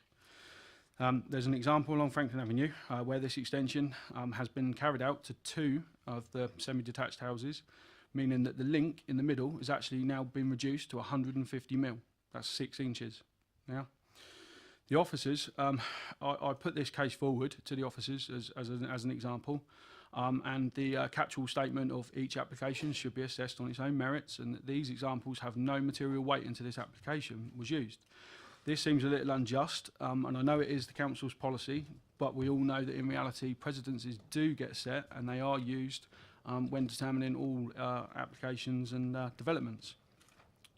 I share Councillor Bound's view on this, in the fact that it is very subjective, and I do find it difficult to understand the logic that the officers have applied when no objections have been raised by any of the neighbours within the area, and also there were no concerns and no objections from the parish. The design guides ask for the extensions to be set back from the front, from the boundary line, and have a low ridge height so that the extension appears subservient to the host dwelling and is proportionately correct. That's all been applied on this extension, which obviously you'll see from the drawings. You will have also seen on Friday that this so-called important gap actually only provides views of a silver birch tree, which is in the back of somebody's garden, and the rear of the houses on South Down Road. And introducing the bulk and the mass here would not be at odds with the street scene and would not be detrimental to that street scene. The second reason for refusal, as I said on Friday, appears to have been sort of thrown in at the last hour. When we apply the 45-degree rule for the adjoining dwellings' habitable windows, this line is not broken, meaning that this extension does not cause a loss of light or have an overbearing effect on the adjoining neighbour. It's also worth pointing out that that neighbour has not raised any objection to this extension. So to conclude, I just ask you to consider if providing this tried and tested extension, allowing a family to have the space that they need to stay in the area, is actually going to harm that street scene as it has been suggested by the officers, and I just ask you to approve this application accordingly. Thank you, and I have a minute left. Boom. And I thank you for that. Members, questions to the applicant? Thank you.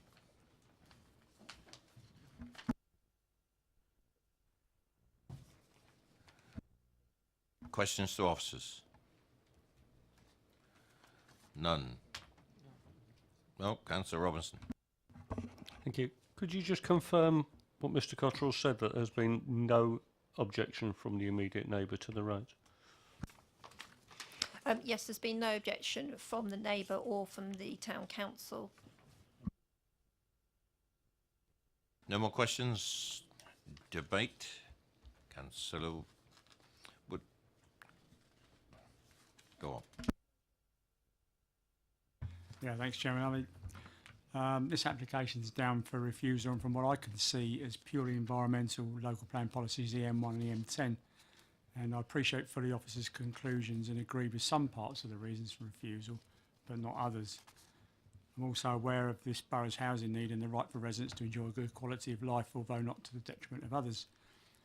I found myself drifting away from the local plan environmental policies to which this application relies on, and moving towards parts of the MPPF, which I think need to be considered here in the light of the other extensions and development in the area, as we've just heard from Mr. Cottrell.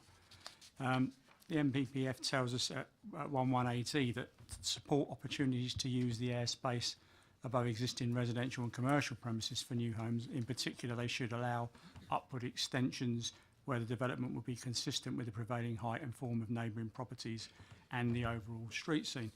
And it's interesting, the officer's views on page 115 says, when viewed from the street scene, the proposed two-storey extension would maintain a marginally lower ridge line than the host dwelling at the first floor level, would be set back from the front elevation of the property. In this respect, the extension is considered to have a subservient relationship. So I therefore believe that despite the current loss of view between those buildings, and having looked at this in the whole, the MPPF guidance, I believe there are more benefits from our residents from approving this application than the detriment. And as there are no neighbour objections, I'll be happy to support for approval. Thank you. Councillor Robinson. Thank you, Chair. I was quite worried about it with the proximity to the boundary, and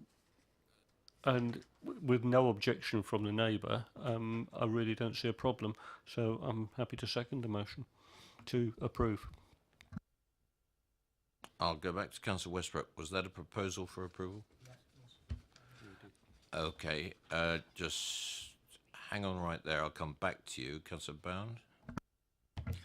Yes, Chair. I mean, make it quite clear that I brought it to committee not because I predetermined. I thought it was a subjective view on my part, which varied with the officer.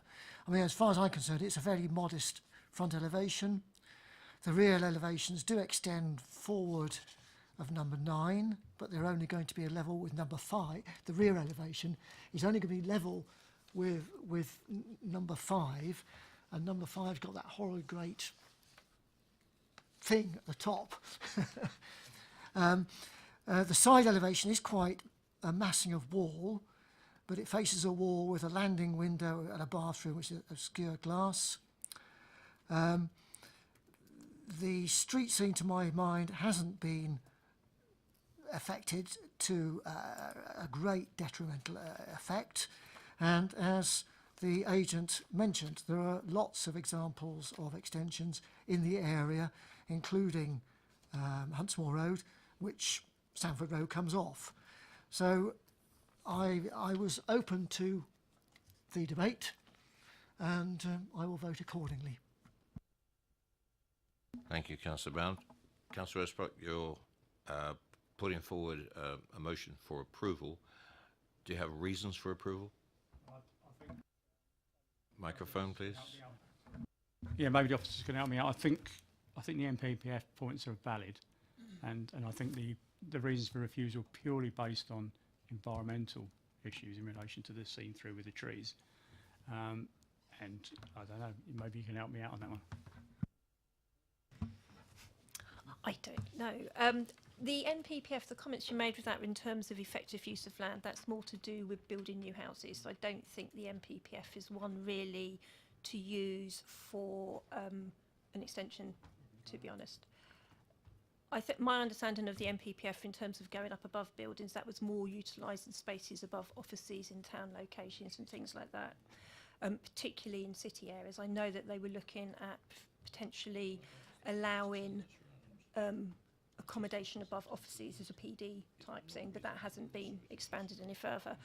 All I can suggest is it's comments that you have made that the extension is subservient, so it's compliant with EM10. You've also made comments that there would be no adverse impact on the street scene, again in compliance with EM10. Those, I think, are the main things that you were saying, and also that you don't believe that there's an adverse impact on the amenities of the adjoining property. So again, it's in compliance with EM10. So those are the three things that you've really picked up on. Councillor Porter?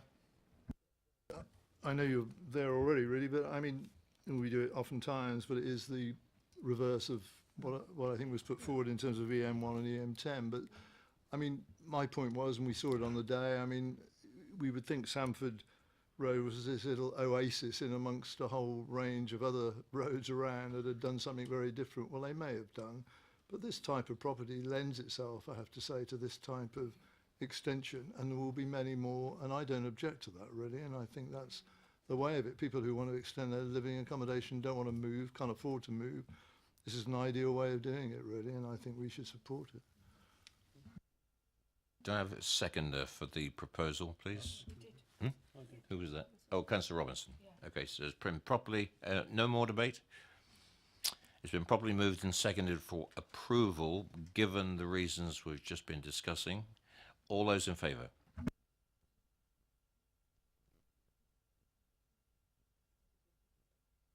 That's carried. Officers? Thank you, Chair. So that the application is approved because it's considered to be subservient, no adverse impact on the street scene, and not out of keeping with the character of the area. And there'd be no adverse impact on the amenities of neighbours. Therefore, it's in accordance with policy EM10. I have some suggested conditions that I had prepared earlier. So we would have, just in case, we have the standard one in terms of listing the plans. The standard 3-year time consent, materials to match the existing property. A standard one in terms of parking to be provided on site, There's a window proposed that would be conditioned to be obscure glazed. And also another condition that we're proposing, that there should be no more windows in that opening adjacent to that neighbour. None of those are pre-commencement conditions. Thank you very much. Right, we move on. And this is item 5 and 6. I'm taking these two together because one is a householder's application, the other one's an associated listed buildings consent. So we'll address item 5. We'll see how that goes, and that will affect how we address item 6. Mr. David Eyre, please.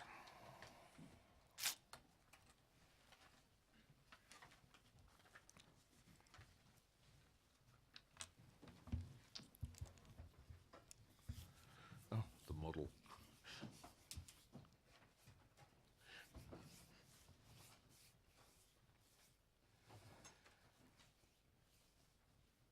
Right, Mr. Eyre, you just sit there while the officers present the application, and I won't ask for everybody's name, but you brought the team. Officers. Thank you, Chairman. So items number 5 and 6, which can be found on page 123 and 137 of tonight's agenda, is for the erection of a single-storey rear extension at 29 Milking Pen Lane, Old Basing. The application is recommended for refusal. Mr. Eyre, you have 4 minutes. Thank you, Chair. My name is David Eyre and I'm a chartered architect with over 20 years' experience in the architectural profession. I'm a founding director of Eyre Chamberlain Gaunt Architects, a national award-winning practice also based in Basingstoke, with a track record of working on many similar historic assets to that of this application. A number of our past projects have been within the borough and all have received overwhelming support of the Conservation Officer at the time. As a practice, we are currently working on the conversion of a large Grade 2 listed building in nearby Surrey, which is arguably one of the top 5 late 20th century office buildings in the UK. I labour this point because Historic England, formerly English Heritage, have seen fit to consider our architectural work of sufficient quality to be a case study for how to deal with historic assets on a national level. The applicants, Nick and Roy Jean Ward and their 3 children, have lived in the property for 10 years, and this is their long-term home. As their children grow older and the pressures of having to provide space for elderly relatives increase, they are left with a need to extend or move home. Extending is clearly the most sustainable option, and especially when they are happily settled in Old Basing. Their love of this property, their home, is clear, and over the years they have been slowly restoring and maintaining the fabric of the building. They are also advocates of high-quality contemporary design and first appointed my practice over 6 years ago to design their garage and home office. This was designed to be subservient to the existing house and was also praised by the Conservation Officer at the time. It is important for councillors to understand that this design is a culmination of 8 months of work and is totally bespoke to the existing building and the needs of the wards. We have engaged with the planning department from the outset and sought to make amendments to the design to appease the concerns of the case officer, including the reduction in the footprint of 30% when compared to earlier iterations. Our proposals have been fully supported by the local parish, and our heritage consultant says, to quote, "The distinct modern addition will not harm the appreciation or understanding of the historic asset." The proposed extension is designed to be as efficient as possible and providing just enough space for a family kitchen, dining room and new entrance area. This really isn't the case of the applicants trying to build as much as possible. The contemporary design provides a clear distinction between old and new, and also involves the removal of a less sensitive porch. What is not clear from the application drawings is a key design feature which I pointed out to the councillors at the site visit. Very much like one would see in an art gallery, our design uses a glass roof about 1 metre wide as a sensitive link between the existing building and the new extension. This avoids an ugly clash of a new roof against an existing wall and allows the existing wall to be kept as is within the kitchen space. You have 1 minute. Including preserving the original openings. It is not our intention to domesticate the original elevation, more a case of leaving it untouched. Furthermore, this approach enables the extension to be reversible in the future. Another key design point, which is not overly clear to see from the application drawings, is the extension is designed so the existing historic well becomes a feature within the new kitchen space. The well will be restored and the glass lid placed on top. Reducing the footprint of the extension would mean this feature would be lost or compromised. We think it's important to consider this scheme in light of the mass of the extension and ultimately the perceived mass from the public view. Consider the following. The extension is positioned at the rear of the property, the extension is low-lying, and the extension is largely concealed from view. In summary, this is a high-quality architectural intervention which will create a long-term family home for the applicants and will demonstrate how historic buildings can be adapted sensitively to the 21st century. This will set a positive example, not a negative precedent. I appreciate there is an officer's recommendation for refusal, but I would urge the councillors here present to see this application in a different and more positive light. If you could wind up, please. Especially in how we can extend the lives of these historic buildings. Thank you. Thank you. Councillor Bound. Good evening. The well that you want to include within the design, is that the reason for the why the extension comes out so far from the back of the property? Is it just to accommodate the well? It is. In an ideal world would probably be maybe sort of halfway across the distance of that well. And I think the space won't work if it's brought inside. And I think it's actually probably will preserve the quality of that well for the future by bringing it within the extension.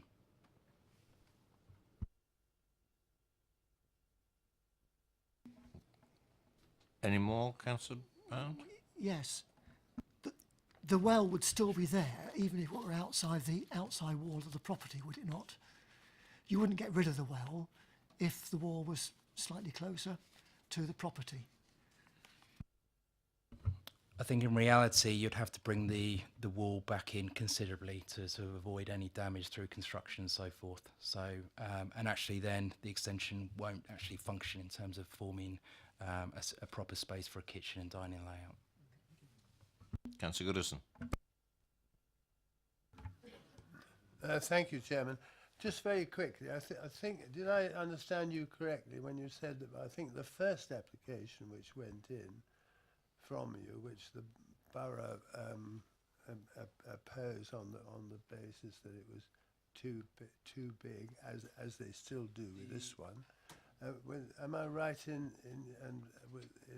when you say that that was reduced by 30% with the second one that you put in? Microphone, Councillor, please. Sorry. That's correct. It wasn't a formal application, it was a pre-application process. So we've been working with the local authority now for the best part of 6 months. Councillor Potter. Thank you, Chairman. Hello. In our report at page 130, I know you haven't got it in front, oh, you probably have, sorry, I beg your pardon. There's a paragraph there which is mildly critical of the approach you've adopted in respect of the flat roof, the sedum roof, and bearing no relationship to the steeply pitched roof of the house nor that of the outbuilding. I mean, we saw that ourselves obviously on site and see it on the plan. I just wanted to give you an opportunity to develop your thinking on that really, because, well, just that really, in terms of the approach, design approach you had in regard to this matter. Is that okay? Thank you. I think essentially this has been treated as a very lightweight extension, and the whole idea is to increase transparency so one can sort of see through the extension through to the existing facade. The idea of the flat roof with sedum, this is going to be high performing, energy efficient extension fit for the 21st century. The whole idea of keeping that roof nice and low is that it isn't dominating then, and actually keeps the whole profile of the extension nice and low. So this is part of the reason that there are only very small glimpses of this from any of the public realm. Thank you. Councillor Robertson. Thank you, Chair. We've seen over the last couple of years a few proposals for extensions of this sort of thing with a glazed link. And we see them on plan, but we never see them in practice.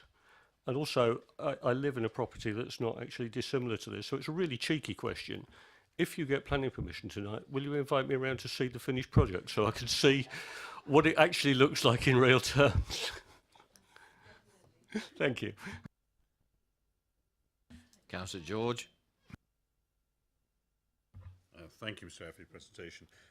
Very quickly, I don't know whether I misheard you. Did you say that this was supported by the parish council? It's just that I've got on page 125, I think, that the parish council have actually objected. And basically one of those is on the grounds it has a flat roof. Now, building on from Councillor Potter's thoughts here is, have you considered other things? And I'm asking a question here because I probably know what the answer is. If you had a pitch roof or something like that, it possibly would be even more intrusive. But can I ask whether you've considered alternatives to this, and just to comment on the comments from the parish council, please? Thank you. Through the process, the local parish removed their objections, so we met with them, and the issues were they were happy to support the scheme in the end, and certainly there was elements of the scheme that were revised, so that's been sorted out. I think going back to the flat roof, I think the whole, at the end of the day, the existing building is the joy of the site, and our idea is actually keeping this very discreet and subtle and low profile. And I think anything with a more dominating roof would take over from the existing property. Any more questions to the applicant? No, thank you very much.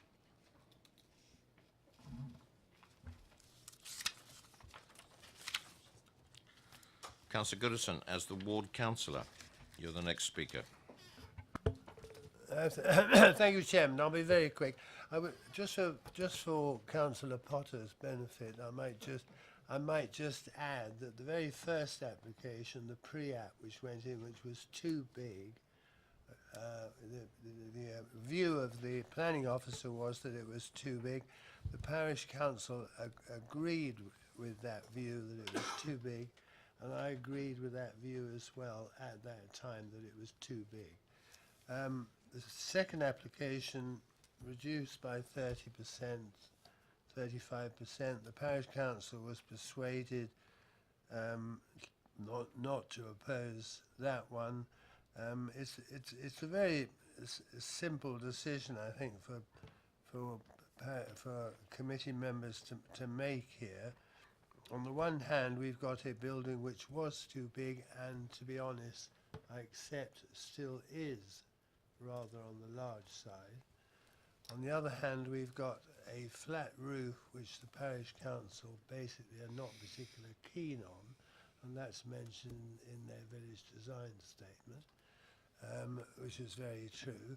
But I think on balance, my view is that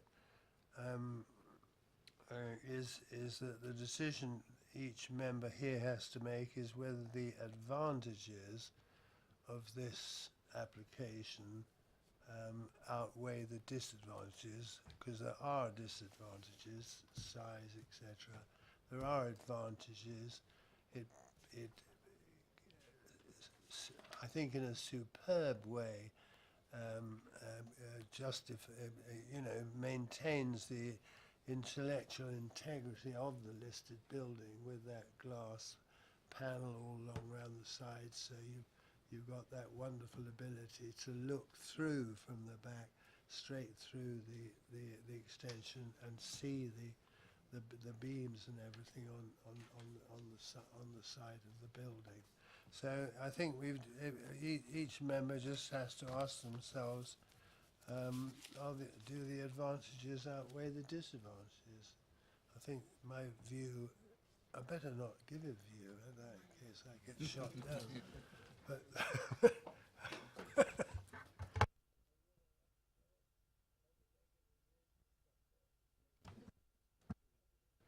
Members, if I can assist, I'll just remind you so that, because obviously I don't want to.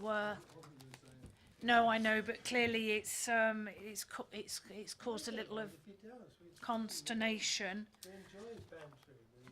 Okay, well, let me give you some advice on making sure that the banter stays within the right bounds. So, in the constitution by which you are all governed, predisposition, predetermination, and biased.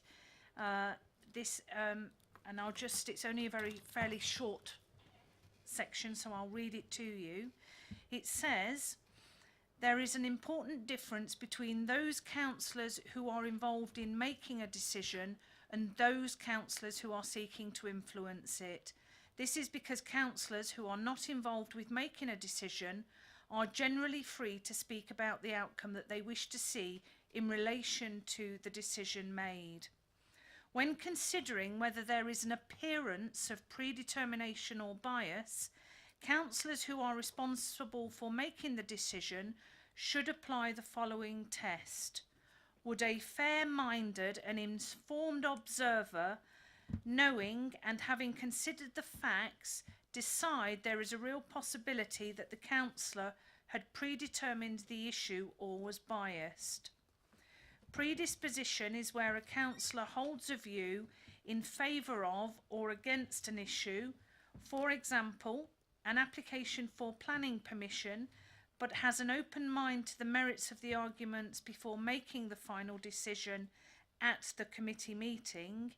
This includes having formed a preliminary view about how they will vote before they attend the meeting and or expressing that view publicly. A councillor may even have been elected specifically because of her views on a particular issue. Members of the Development Control Committee can form a predisposition to a planning proposal, but in doing so would need to carefully follow the advice and guidance laid out in this code of practice. Predetermination or bias can lead to the legal challenge of a planning decision in the courts. It is where a councillor is closed to the merits of any arguments relating to a particular issue, such as an application for planning permission, and makes a decision on the matter without taking them into account.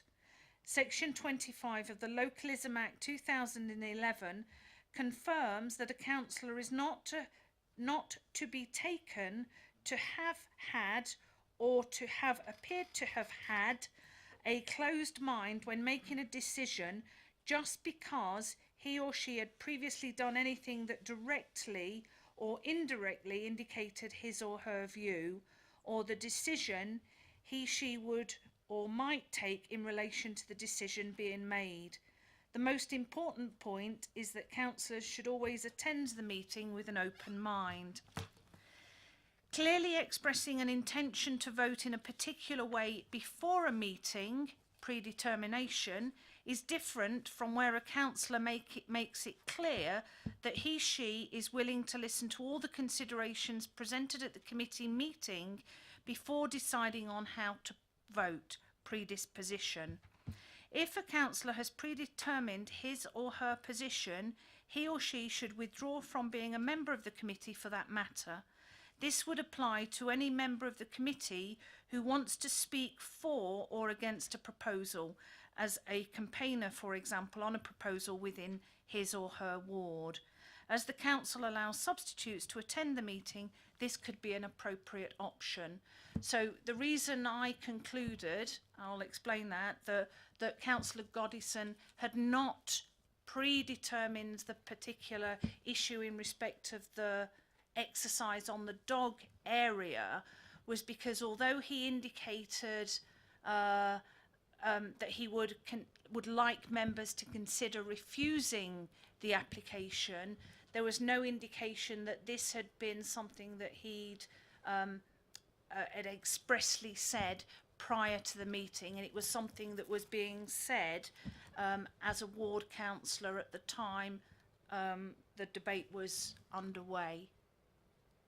If you feel I'm wrong on that, then obviously I'm I'm happy to go away and revisit it, but that's the reason why I concluded that Councillor Goddison had not predetermined that particular issue.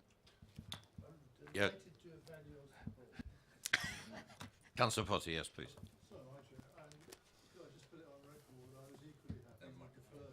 That I had, so I wasn't going to challenge that. So, but thank you for the more expansive advice, and I won't raise the matter again.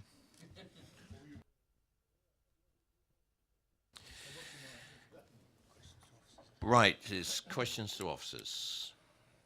That's where we're getting to. I thought I'd just shut Councillor Goddison up from... No, I don't think so. No, Councillor. He was worried about... Well, I knew he was worried, but he'd finished. Yes. Okay. If there are no questions to officers, move into debate. I'm going to kick it off. This application is up for refusal. I'm going to reiterate something. You're going to get sick and tired of hearing it. The value of a site visit. Because, and if you look at the rear view of that, of the property, the listed building, you can see that it's been added to at some particular stage, goodness knows when. That modern sort of flat sloping roof extension, it was made clear when we were on the site visit, going to ask the question, that that would be removed, and the whole facade, or the facade in that corner, would be turned back to the original of what the house was. So the extension that would replace that block on the right-hand side there would be separate from, and I believe the architect mentioned that it's reversible. Now, I thought that was, that's what I viewed it as a positive, because we might think about a flat roof in a conservation area is not a good thing. But I think the way this has been designed and will be engineered is actually preserving the character, the historic, and the whole issue of preserving a Grade 2 listed building. The Grade 2 listed building will not be harmed. In fact, it will be enhanced because it's reverting back to what it was originally. And I understand that the owners, and this is from the conversations we had at the viewing panel, have actually improved the internal part of this structure by removing some modern concrete that had been installed and replaced it with a proper lime and mortar. Because the comment was made at the time that lime is pretty abrasive on your hands if you don't look out. So I see this as a very positive thing. Yes, we can look at policies, we can look at flat roofs and everything else, but when you look at on the ground at what is being offered here, my own feeling is it's very positive towards the building itself, buildings that we need to preserve. It's in the character of Old Basing, because there's some beautiful buildings in that village. And I, quite frankly, think that this is a very positive way of going forward with this extension to give a 21st century living accommodation for a family that want to stay there. Councillor George, followed by Councillor Robinson, and Bound and Potter. Really just, Chair, just to reinforce that, I think I totally agree with your basic analysis there. I think looking at this, it's difficult to see anybody coming up with a design which would be, frankly, given the accommodation required and everything else, be less obtrusive and less impactful on this particular building. I really do. I think, admittedly it's got a flat roof, but yeah, putting a bridge roof on there is going to be even more intrusive, isn't it? So I do agree, removal of that porch is something that should be applauded. It's certainly not something that is extremely attractive, and it only takes it away. And I think the whole concept of producing something which doesn't try and mimic this Grade 2 listed building in any way, but actually is totally and utterly different in design in lots of ways, and just shows off the facade, the rear facade of this building is very commendable, and I think I'd be supporting this motion on that. Sorry, not motion, supporting this proposal on those grounds. Councillor Robertson. Thank you, Chair. The request I made earlier was actually made quite seriously, because we do see quite a lot of this sort of application, and we don't ever see the finished product. And I think it would possibly benefit all of us to go revisit a site like this and say, well, yeah, this is what's been done, and did it work or didn't it work, and what do we seriously think about it? So it wasn't a flippant comment, it was actually a very serious comment. As I also said, I live in a very similar property, and I'm very, very protective of properties of this kind.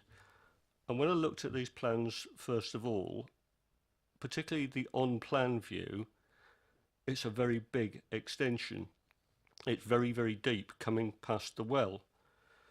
But then, thinking about it again, the depth of that extension doesn't actually affect the listed building. If we put 6 feet on the back, it affects, it attaches to the listed building by some means, whether it's a glazed link or whatever. Whether we put 6 feet on or 16 feet, that attachment is exactly the same. So the effect on the original structure is exactly the same. It's not how far it goes out that matters, it's how it's attached that matters. And the attachment on this has been done very sympathetically. So I walked into this room largely against this, and now I'm not largely against it. I'm much, much more on side with it, because whilst it changes the back view of the property considerably, it actually affects, physically and materially affects the back of the property less than the existing extension. So I'm interested to hear what other people have say, but at the moment, I think I'm broadly in favour of it as proposed. For the extension as proposed, not the officer's proposal to refuse it. Thank you. Councillor Bound.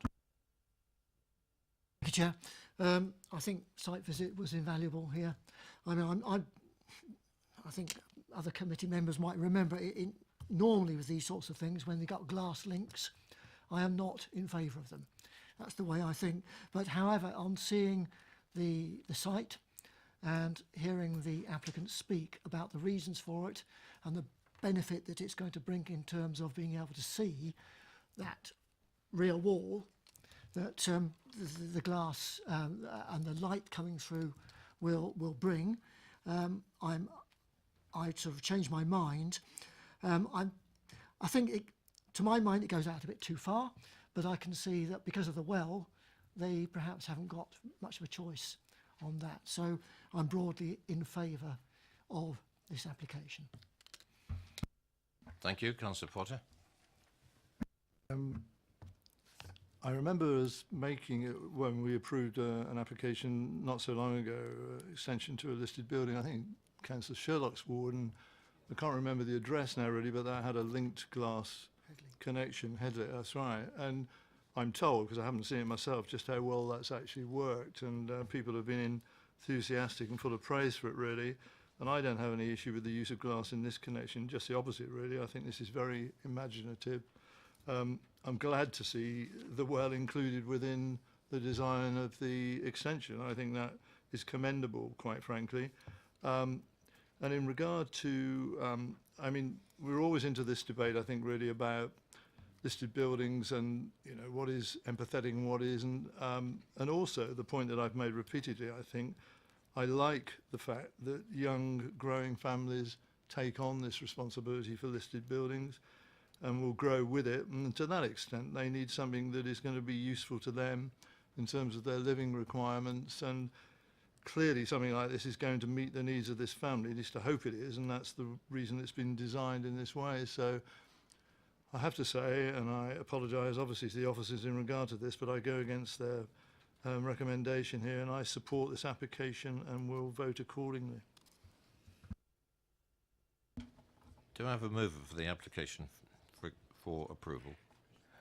Councillor Goodison for approval. We'll sort out the reasons why in a minute. Seconded by Councillor Sherlock. I'm going to talk to officers. Right, Mike's got something up his sleeve. Thank you, Chair. I was listening to the comments made in debate very carefully, and I would seek to summarise them if this assists the committee in terms of a reason for approval, which is that notwithstanding the scale of the development, the unique and contrasting design and views maintained of the existing building, including the removal of the existing porch, are sufficient to maintain the special architectural interest of the listed building.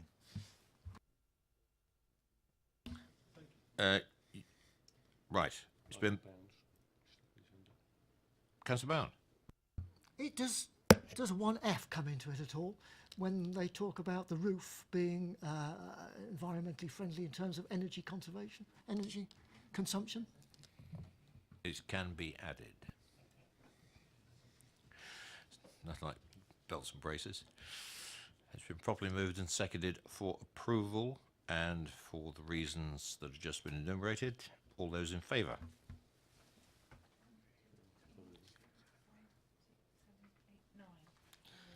That's carried. And officers? Now, I'm going to seek... Now, we were taking 5 and 6. Do I need separate votes? Yes. Yeah, I thought so. This is for item number 5. So I'm going to go back to officers now and conditions for item number 5. Thank you, Chair. So some suggested conditions with regards to item number 5. The first being that development shall be carried out in accordance with the plan submitted. And the second one with regards to the timescales for the application to commence. Thank you. Thank you very much. Move on to item number 6. Now, the reason this...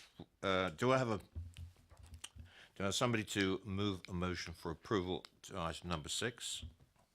That's Councillor George, seconded by Councillor Goodison. And the reason for approval is exactly the same as item number 5 on the listed building consent. All those in favour of approval on the listed building consent? Thank you very much, committee. Officers? Thank you, Chair. So in terms of item number 6 and the listed building consent, there's some suggested conditions in that regard. Condition number 1 is regards to the approved plans. Development should be carried out in accordance with those. The second one is the time limit, beginning within 3 years. Another condition relates to no work shall commence on site until full details of new and modified windows, glazings and internal and external doors be submitted. A fourth condition would be with regards to no development shall commence on site until details of the material and finishes to be used should be submitted and agreed. Condition 5, notwithstanding the information shown on drawings, no related work shall commence until details of the position, type and installation of all new services should be submitted. And then a final condition regarding information needed for details about the renovation and maintenance of the well to be submitted prior to commencement of development. Thank you.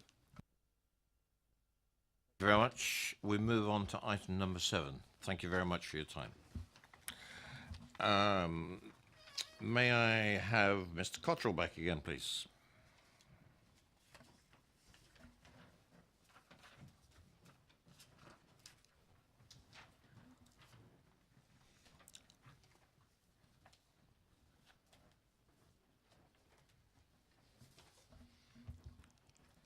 And officers, if you'd like to present item number 7. Thank you, Chair. This is an application for a single-storey front and side extension. There is no update and the officer's recommendation is for approval. Mr. Cottrell, you have 4 minutes. Evening again. So this application has actually been brought before you tonight by the ward member. The request came in from Councillor Richards based upon the proposed extension being located well in front of the building line and as such would be overbearing, detrimental to the street scene. It should be noted that Newtown is a pleasant residential street in Tadley with all the properties being set well back from the road itself. The proposed extension would destroy this appearance and as it would extend almost to the road. This application, when it was first submitted, was actually for a much larger extension and it did extend much further towards the front.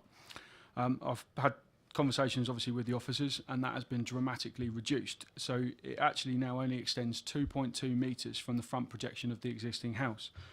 What that means in real terms is that it actually no longer extends past the building line. You'll see from the block plan up there that in the bottom left-hand corner, you can see the adjoining property to the left, and it was reduced so that it was actually in line with that. The building line actually then continues away down towards the bottom left-hand corner, which you'd see on the location plan, Bethan, if you could. What that actually also means is that the extension itself is now actually only 9.3 metres, or is some 9.3 metres away from the edge of the road. This is actually on par with many of the other dwellings along Newtown. The adjoining dwelling has raised concerns with regards to the need for an extension, and also stated that it would be an overdevelopment of the site. This extension is a single-storey side extension, although yes, it projects to the front, but it has a low ridge of only 4 metres, and it slopes away from the neighbour. Had it have been purely to the side, it would have been permitted development. So in terms of the fact we've come forward, which is why it's in for approval. The extension sits 750 mil away from the boundary line, and the adjoining dwelling actually is 4.1 metres further away from the boundary line. The ward member also made comment with regards to a garage that was submitted last year. That application was refused because it was actually for a detached garage to the front, which was well forward of the building line. And it's probably worth a little mention here that the parish council had no objection to that garage, but they do to this reduced scheme, which I don't really understand. The application obviously has gone through discussions with the officers in terms of reducing that down and bringing it back in line, as I say, to the corner of that neighbour's property to the side there. We believe that we have addressed all of the concerns that have been raised, and as such, the application is recommended for approval, and I hope you all agree with that and approve this application tonight. And I'm going to keep talking so that you can say I have a minute left. And I agree with all of the suggested conditions. Thank you. Members, questions to the applicants? Councillor Potter. I just want to clarify what the extension is going to be. I'm not 100% clear from the plan and the elevation, really, especially looking at the front elevation. What exactly is it? Basically, it is for a store, and the back end of that is effectively just like a little utility room. The applicants have not long had a little baby, and when they have been out walking, there's nowhere to put the pram, there's nowhere to put kind of baby stuff. So they're looking for the ability to actually put that into some form of store at the front. Originally, yes, I did make it very large. Bikes and things like that, which you could argue that should have maybe been in place when the house was actually built, which was 2015, and I think it might have been a condition, but they're not they weren't the developers, they weren't the builders, so I don't know if that's in some form of breach, but I haven't said that. But in terms of what that is going to be used for, that is purely and simply down to what it will be used for. It's to give them that space that they need to have domestic equipment. Just clarification, that's an up and over door then on the front elevation, is it? Okay.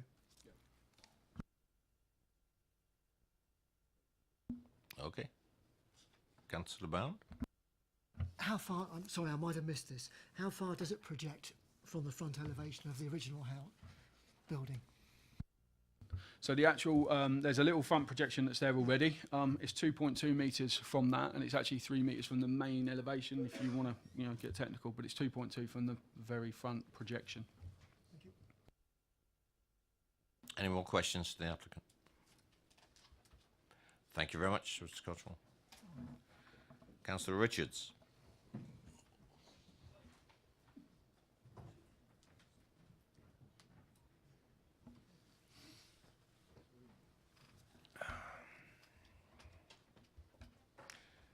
Evening, Councillor. Thank you. And you have 4 minutes. Thank you, Chairman. Thank you, fellow councillors, for giving me the opportunity to represent my residents. Just to correct one point, actually, the house was not actually built in 2015. It came in front, the full planning permission for the house came in front of this committee in May 2016, because I bought it at that time for the original planning commission. Right, So as I say, I'm representing several residents of Newtown, who live in Newtown in Tadley, and I'm representing on their behalf, and I'm going to request that we refuse this application. You will also have seen on page 155 of your agenda that Tadley Town Council have also repeatedly refused, or objected, I should say, to this application.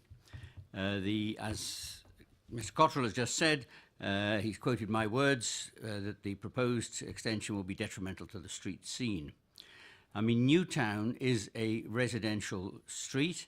It's a rather fine, a narrowish road, but the houses are set well back, and it gives a feeling of peaceful, quiet suburbia, and that is what we wish to maintain in this road. And I think it is most important that we do maintain that. So with that in mind, and there was just some question about how far this building extends in front of the existing front line. Mr. Cottrell said 2 meters. Actually, in your report here, and I was just trying to quickly look at it, but it is somewhere there. It says 3.05 meters. So it's 3 meters in front of the actual building line. Okay. As Mr. Cottrell said, this is not the first application for this so-called store with a sort of garage door on it, which we can all see from the pictures. So the other concern of Tadley Town Council is that if you grant this, then this is actually setting a precedent for the future. And if this goes all the way down the road and people building out in front of the houses, you will completely destroy the visual and atmospheric feel of this street. I leave those considerations with you, and I keenly await your deliberations. Thank you, Mr. Chairman. Thank you, Councillor. Members, questions? Councillor Hicks. Councillor Richards, on the site plan, which is on page 159, can you tell me at number 26, there's a building out in building in front.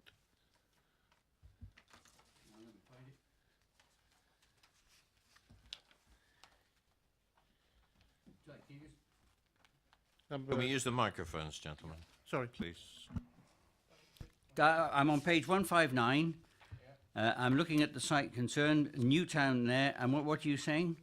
At the moment, that the on that plan on 159, the new extension is not shown. I agree with that, but I'm saying at number 26, nearly opposite, there's a building to the right. I think you're meaning this building here. Yeah, I think you'll find that's a garage. And it's a bit mismatched. I mean, Newtown, yes, you perhaps should have gone out and looked at it.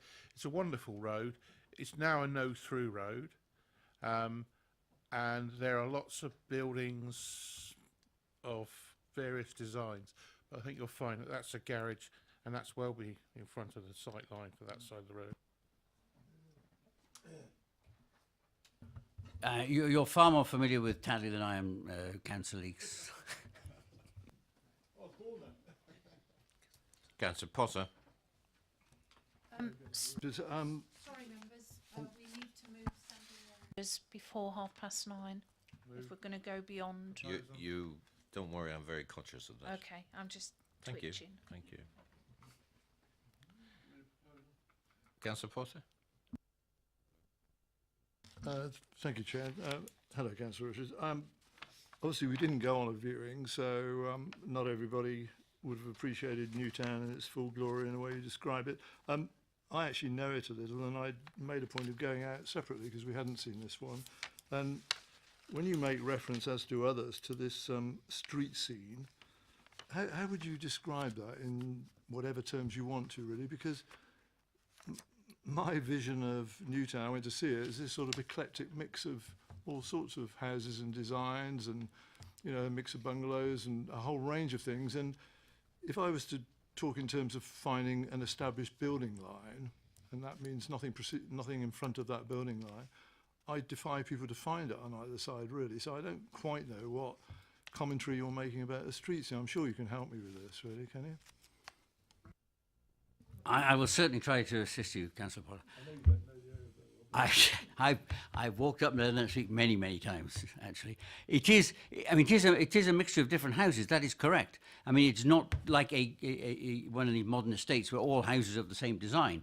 I mean, they have been built individually. They tend to have largish gardens. It is a very comfortable part of Tadley, and you will have noticed that. Okay, there may be that one garage there, but by and large, they are quite well set back. There's no. And people have a drive to go into their house and plenty of room to park cars in front of houses and that sort of thing. So it's, I mean, it's a nice road. I enjoy walking down there. It is, and some people have been living in that street for a long time. And the picture you see on the screen there is of this number 41, which was built, as I say, in, well, they got the planning permission in 2016. The house next door, you'll see, is number 39 on the left there, which is a bungalow-type house, as are many of the houses in that street. Am I being helpful? As usual, thank you. And I mean, just to follow up on the point you make about them being well set from the road, if I understood Mr. Cottrell correctly, he was saying even with the extension, we'd still be talking about a distance of about 9 metres to the road edge and 30 feet, something of that sort. So that's still quite well set back, isn't it, I guess? I have to admit that this plan that's in front of you now is a vast improvement on the one that was put in front of you in, I think it was April last year. Planning application number 18/01186, which was effectively for a 3-bay garage. That is not what's before you tonight. There has been, as Mr. Cottrell said, a series of going in with a bacon slicer or whatever you call it to chop it down to size, and it is certainly considerably smaller than the original proposition. Councillor Bound. I also know Tadley quite well and have walked that road many times, and I have to agree with Councillor Potter that it is, you certainly couldn't say that there was a style or a particular street scene down there, I don't think. However, page 156 of our report talks, I think, about the front elevation of the proposal only being in line with number, what was it, 39 next door? Would you agree with that?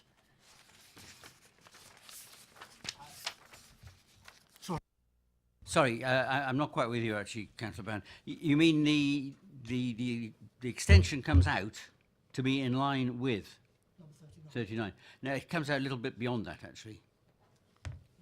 Yeah.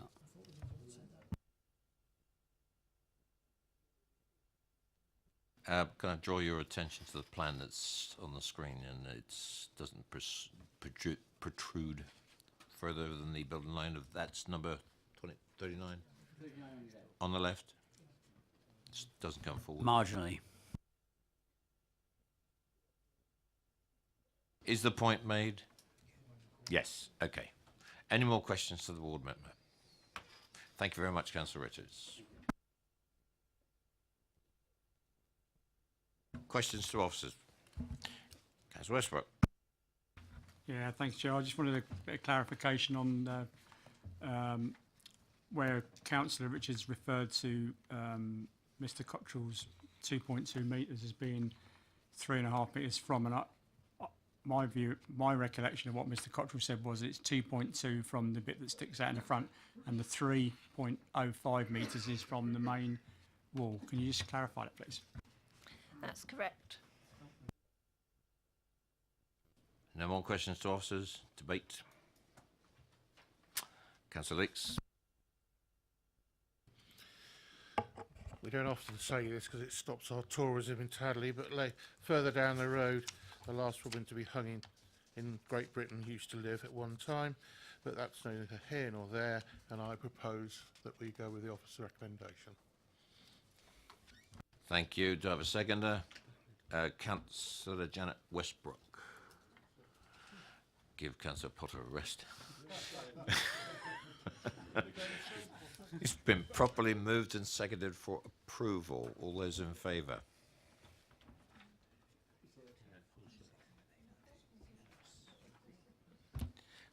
That's carried, officers. Thank you, Chair. The application is approved subject to the conditions on the officer's report. Thank you very much, and to give no more heart attacks to Wendy, it is now 9:30. Please would the committee agree to extend standing orders, and we should be finished on the before the hour. Is that agreed? Agreed. Thank you. Move on to item number 8. And we have here Mr. Pitch, please.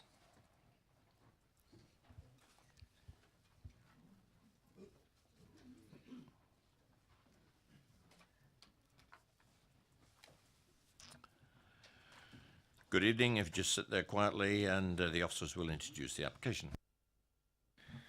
Thank you, Chair. Item number 8 can be found on page 162 of tonight's agenda. Is for the erection of a 1.5-storey rear extension with associated internal and external alterations at 6 Churchlands in Bramley. I'd like to draw members' attention to the update paper, which summarises the viewing panel and also provides an officer update, just indicating that since the completion of the officer's report, a subsequent application has been received, which is for an amended side extension to that which was refused in January 2019 committee by members. And also, following the viewing, it's noted that additional planting has already taken place, and therefore condition 5 of tonight's report is no longer required, and as a result, condition 6 now becomes condition 5. Thank you, Chair. Thank you very much. Mr. Pitch, you have 4 minutes. Thank you. Good evening. Ladies and gentlemen of the committee, my wife and I live next door at number 5 with our young family.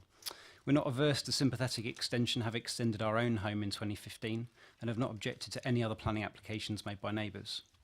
The current owners of 6 Churchlands arrived in March 2018 and presented us with extensive plans to develop the site a few months later, at which point we voiced some concerns. There have now been five planning applications submitted in a careful, coordinated fashion, and for this one we have 3 main objections. Number 1, occupants will be able to look directly out of pitch roof windows from the proposed mezzanine viewing gallery and into our living area windows and garden. Even with the suggested 1.7 metres between the mezzanine floor and window, a person of average height can still overlook us because the neighbouring property sits more than 1 metre lower than our living area. Overlooking contravenes EM10 2B of the Basingstoke and Dean local plan, as I'm sure you're aware. Number 2, this site is located in a conservation area, yet 5 of the mature trees have already been removed. This application will have a further impact on adjoining trees along the northern boundary. The aggressive pruning required to facilitate this development was rejected by the tree officer in his report dated 28th of January, and we agree that, quote, the scale and siting of the proposed development does not respond well to the site and is likely to lead to the loss of trees, which makes a positive contribution to the local landscape. We therefore don't understand how, on receipt of a photograph, the applicant's arboriculturalist was able to reclassify the assessment of the willow tree marked T13 from B to C and counteract the tree officer's initial assessment. Furthermore, in the areas designated as root protection zones, the viability of proposed screw piling has not been validated. Section 8.19 of the Arboricultural Impact Assessment makes reference to shrinkable soils, but does not set out how the development would progress if such soils are discovered. This is relevant because the ground below our properties is predominantly clay-based, which we understand to be shrinkable. Number 3, whilst we appreciate in each application will be considered its own merits, this application is part of a wider plan to develop the site. The 3rd planning application that was rejected by this committee in January due to the scale and overbearing impact on neighbouring amenity is now subject to an appeal. A 5th planning application for site extension was also submitted in February. When combined with other developments, we agree with the Conservation Officer's report dated 11th of February that, quote, both developments would cumulatively result in an overdevelopment of this plot and not in keeping with the scale and context of existing or neighbouring properties. This contravenes policy EM10-2C of the local plan and policy D2 of the Bramley neighbouring plan. Thank you for taking the time to consider these points as part of your decision. It looks like the tree planting conditions have been removed as per the planning officer's comments earlier. If the committee is minded to approve this application, we respectfully ask that you consider a condition to extend the section of yew hedge recently planted along the entire boundary of our properties. This should be maintained to a height of 2.5 metres so as to provide additional protection to neighbouring amenity. You have 1 minute. Thank you. And goes some way to offsetting the impact of this development. Thank you very much. Members, any questions to the to Mr. Sorry, Mr. Pitch. Councillor George. Thank you for your presentation, Mr. Pitch. Very quickly, just for confirmation, I don't know whether we can go to page 175 in terms of the things, but could you just show where number 5 is, please, your particular house? If we go to... Yeah, it's... Yes, which... Say it's to the left. It's sometimes in some of the plans it's referenced as number 4, but it's actually number 5. Yeah, can we work on microphones, gentlemen, please? Because yeah, it's the property to the left. Yes, exactly. any more questions? Councillor Potter.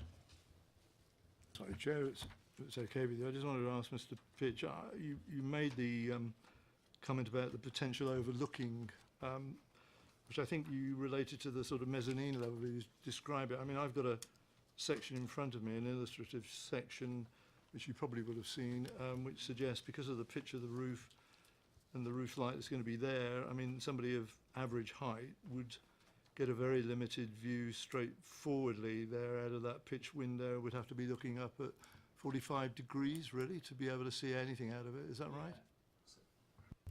So I think that was, I tried to address that in my comment, that our property actually sits over 1 metre higher in the plot than the proposed development. So actually it wouldn't be looking straight, it would actually be looking up slightly.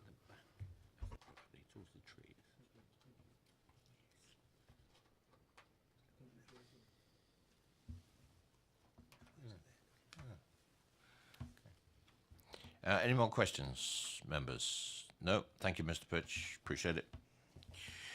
Mr. Clance, please.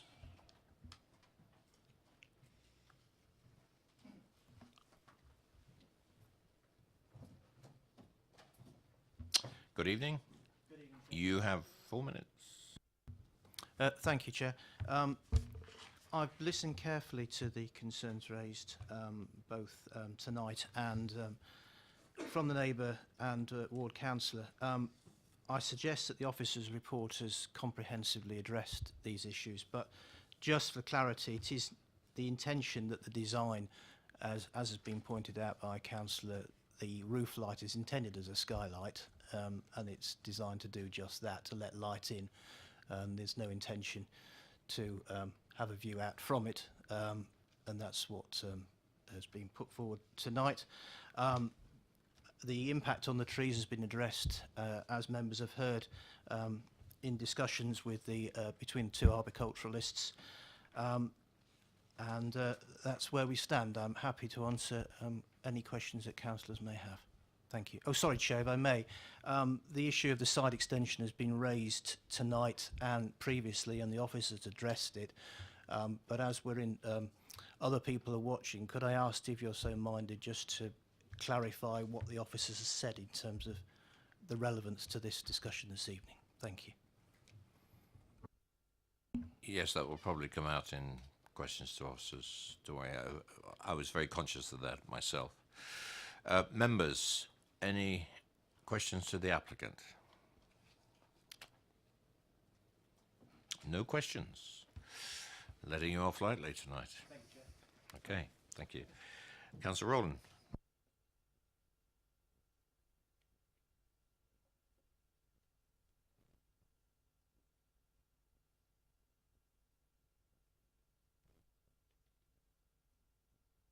Good evening, and you have 4 minutes. Thank you, Chair. Good evening, councillors. On this application, I have a number of concerns. Firstly, the windows that have been put in the roof as skylights or roof lights. These seem to be positioned in such a way that could overlook the neighbouring properties, and I believe that this is not in line with policy EM10 2B. The design of this large extension doesn't seem to fit, in my opinion, with EM10 1C and EM10 2C and E of the local plan, and potentially BSA 2, 4 and D1 of the Bramley neighbourhood plan, as in my view it does not positively contribute to the appearance of the street scene in this small close of very similarly designed houses, given that this is a conservation area. The position of the extension to the rear of the neighbouring property and the proximity of the overhanging trees would potentially necessitate the hard pruning of the trees to allow any garden space in the applicant's rear garden. The councillors who actually came on the viewing actually saw how far the extension was proposed to come out and how close it was to the overhang of the trees. Initially, the tree officer recommended this application for refusal, which I feel was wholly appropriate for the site. With submissions from the applicant, the officer has now requested a number of conditions, which I feel, if this was to be approved, should be closely monitored for implementation. Bramley Parish Council, who did not welcome the application as outlined in a letter received by the planning officer on the 24th of January by the applicant's agent, they have raised concerns about the status of the trees, light pollution, and how this does not contribute to the distinctiveness of the Churchlands total area. And the Bramley Neighbourhood Plan Policy RE3 could be applied. One of the other things that I would like to mention is that, having been a councillor for some time now and having represented residents in development and control committees, I still haven't got a thick enough skin to take a comment in the applicant's agent's letter dated the 30th of January, which you would have seen on the comments. Quoting, "Whilst I understand that councillors have considerable latitude in deciding to request a referral, I have understood referrals to the Development Committee have to be based on sound planning principles. I suggest that those given are not." I do take this personally, and I do take this as an affront on my integrity as a councillor representing residents in the Bramley and Sherfield area. Thank you. Thank you very much. Councillor Westbrook. Good evening, Councillor Rowland. Just one brief question. Would you not, and you mentioned about the street scene in relation to EM10, I just wondered, would you not agree that the rear extension has limited impact on the actual street scene? I think it's where you're viewing the street scene from. If you actually look out onto the main road and you look in, now with all of the trees actually taken down, yes, there has been planting there, but these are tiny, tiny little hedgerows that will take some time to manifest into a hedge. It's a fence line, but you will see the extension over that fence line because there is no tree coverage now. Any more questions, members? Nope. Thank you, Councillor Rowland. Questions to officers. Am I going to start off? Because I'll ask my question, which is going back to what's already been mentioned. We've got applications at appeal. We've got this one in front of us. There's another one in the pipeline. Very briefly, could we have a relationship between these? I think an explanation. We've had informal offline debates among us, and everybody's a little confused. Which kind of precedence is taken by each of these particular applications? Thank you, Chair. The point was raised in the officer's report on page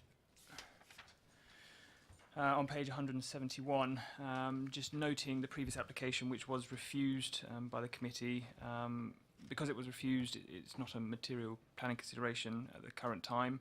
The reason the new application was noted on the update paper was just to give members the transparency of the proposals coming at the site. Because the applications are, side by side in terms of this new application, the new live application will need to be considered of the potential impacts of this proposal. However, it is noted that the officer did conclude that the site is capable of being extended to the side and to the rear, whilst remaining keeping and consistent with the properties in the immediate area. I don't know if further clarification is required by members. If it is, please let us know. Normally we take applications one at a time, but you've got one now at appeal. You've got this one, and I believe there's another one in that's in the pipeline as well? Yeah. So we just take them in a linear fashion. Okay.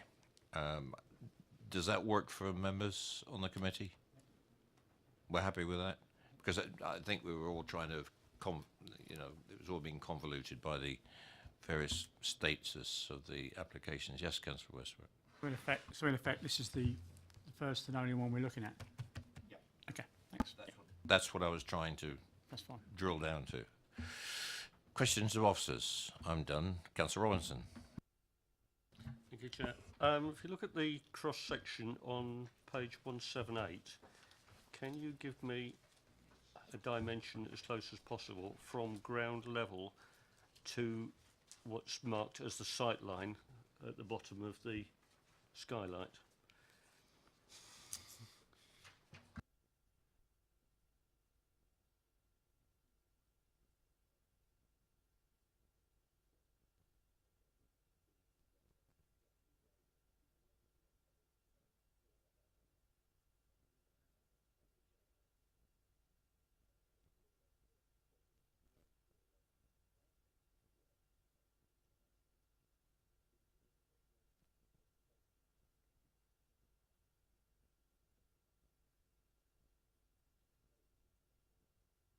Right, Councillor Westbrook again. Yeah, thanks. I just wanted to, there was some talk about the skylight and overviewing, which I think we're talking about as well now. Is that down as condition as being obscure glass currently? So could we, I mean, if there was an issue with that, we could ask if necessary. If members felt there was an issue, you could do that. I would draw your attention to the section that's before you. The only place where someone can stand is away from that opening. So they're not having any direct. Literally, it will be a view, like I think it was mentioned earlier, 45 degrees. You're almost looking at the sky. You're not. There will views across. Then you've got to combine that with a distance to the boundaries as well. But there is no way that someone would be able to stand closer to that skylight because it is just a gallery that wraps around the other side away from where the roof light is. Councillor Bound. Going to point out page 169, the bottom of page 169, the last few sentences, I think makes that quite clear to us that you have to be 4 metres away and you're way away from, even if you did have a view, which you can't, you're way away from the boundary. So I can't see the problem. Right, we might revisit that point a bit later on. We'll see how this goes. Any more questions to officers? Debate. Just the answer to the question I asked. Yeah, we're just waiting for one question to come back. If you can't give the answer now, it's... Yeah, just in response to Councillor Robinson's query, it's approximately about 4 metres from the ground level to the bottom of the window, or the bottom of the skylight. Okay, debate. Looking around, Councillor Potter, thank you. I mean, obviously we went on the viewing and you know, subjectively, I, in terms of the provisional set out of the extension, thought, crikey, this is quite big for the area that it's being set in. But when it comes down to it, I mean, I come down to respecting the personal choice of people who live in a particular property. Yes, it was going to take it fairly close to the boundary, and yes, I think some pruning of the conifers was going to be necessary, obviously, in terms of improving the light that might be available, etc. And obviously, in terms of the proportion of this extension to the proportion of the garden that was left, in some people's views, that would be quite high. But there again, I think this is a choice that people make, really. I mean, most of us spend about 90% of our time, don't we, within our house rather than within the garden.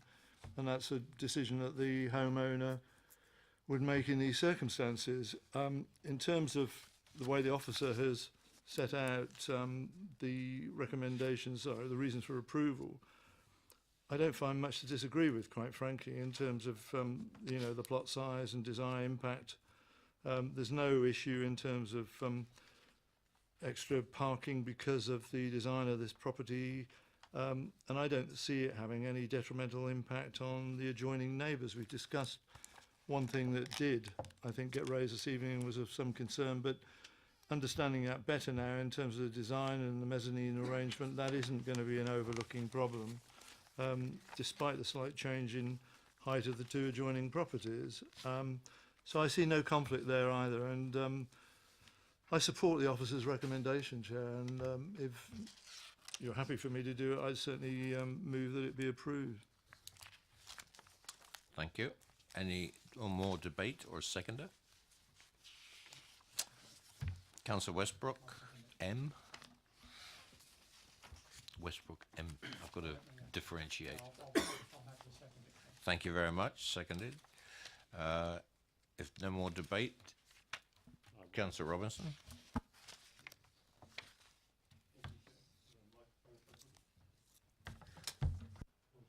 Thank you. My concern with this all along has been the overlooking issue which Mr. Pitcher's spoken about. And the reason I asked the question I did, the bottom of this skylight is 4 metres above the ground. And Mr. Pitcher's garden, he tells us, and therefore the extension to the back of his house, which is where I believe his main concerns are, that will be overlooked, and I totally understand that, will be 3 metres. If you take that metre difference in his garden, gives you a 3 metre gap. So if the person standing on the gallery looks out horizontally, they won't see anything immediately outside the extension below 4 metres. By the time the ground has risen into Mr. Pitcher's garden, they won't see anything below 3 metres.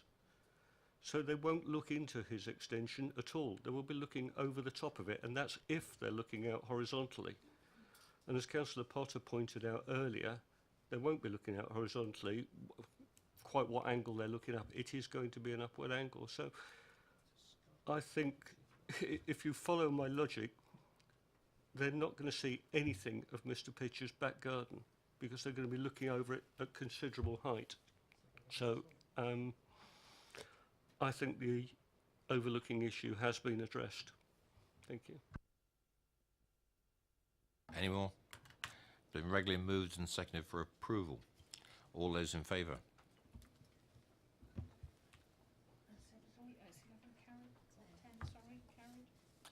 Thank you. That's carried, officers.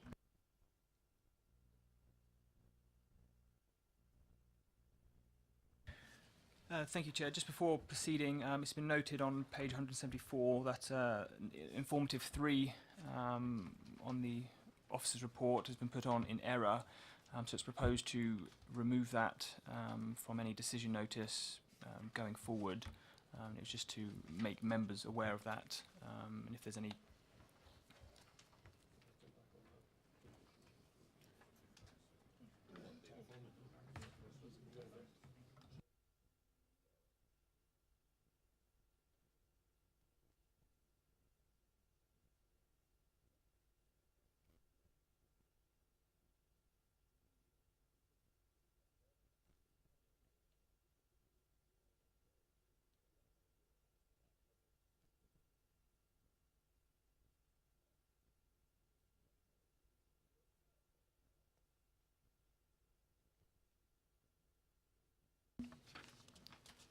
Conditions? You're all done as per, and just with that informative being removed. I'll just finalise. So the application has been approved, subject to the conditions within the agenda paper tonight. That's it. Thank you, Chair. Right, thank you very much. Move on to item number 9.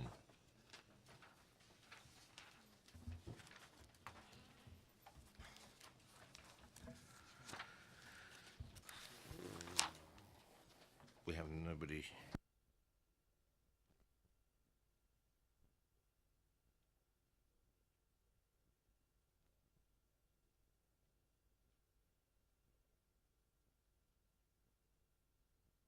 Mr. Bolton, please.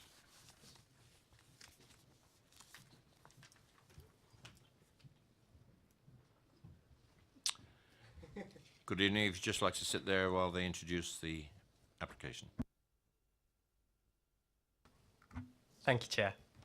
This item is for the committee to consider whether Tree Preservation Order BDB 660A should be confirmed.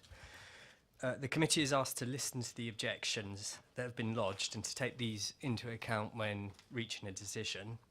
The committee may decide to confirm the order in its present form, which is the officer recommendation, to modify the order by excluding certain trees or changing the type of order, or not to confirm the order at all.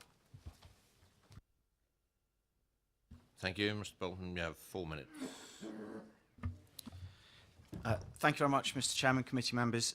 Thank you for allowing me the time this evening to make representations at this meeting. I'm a professional arboricultural consultant with 16 years' experience, and I'm here to represent the views of my clients, Mr. Coburn and Mr. Carson, and on their behalf I formally submit an objection to the proposed tree preservation order.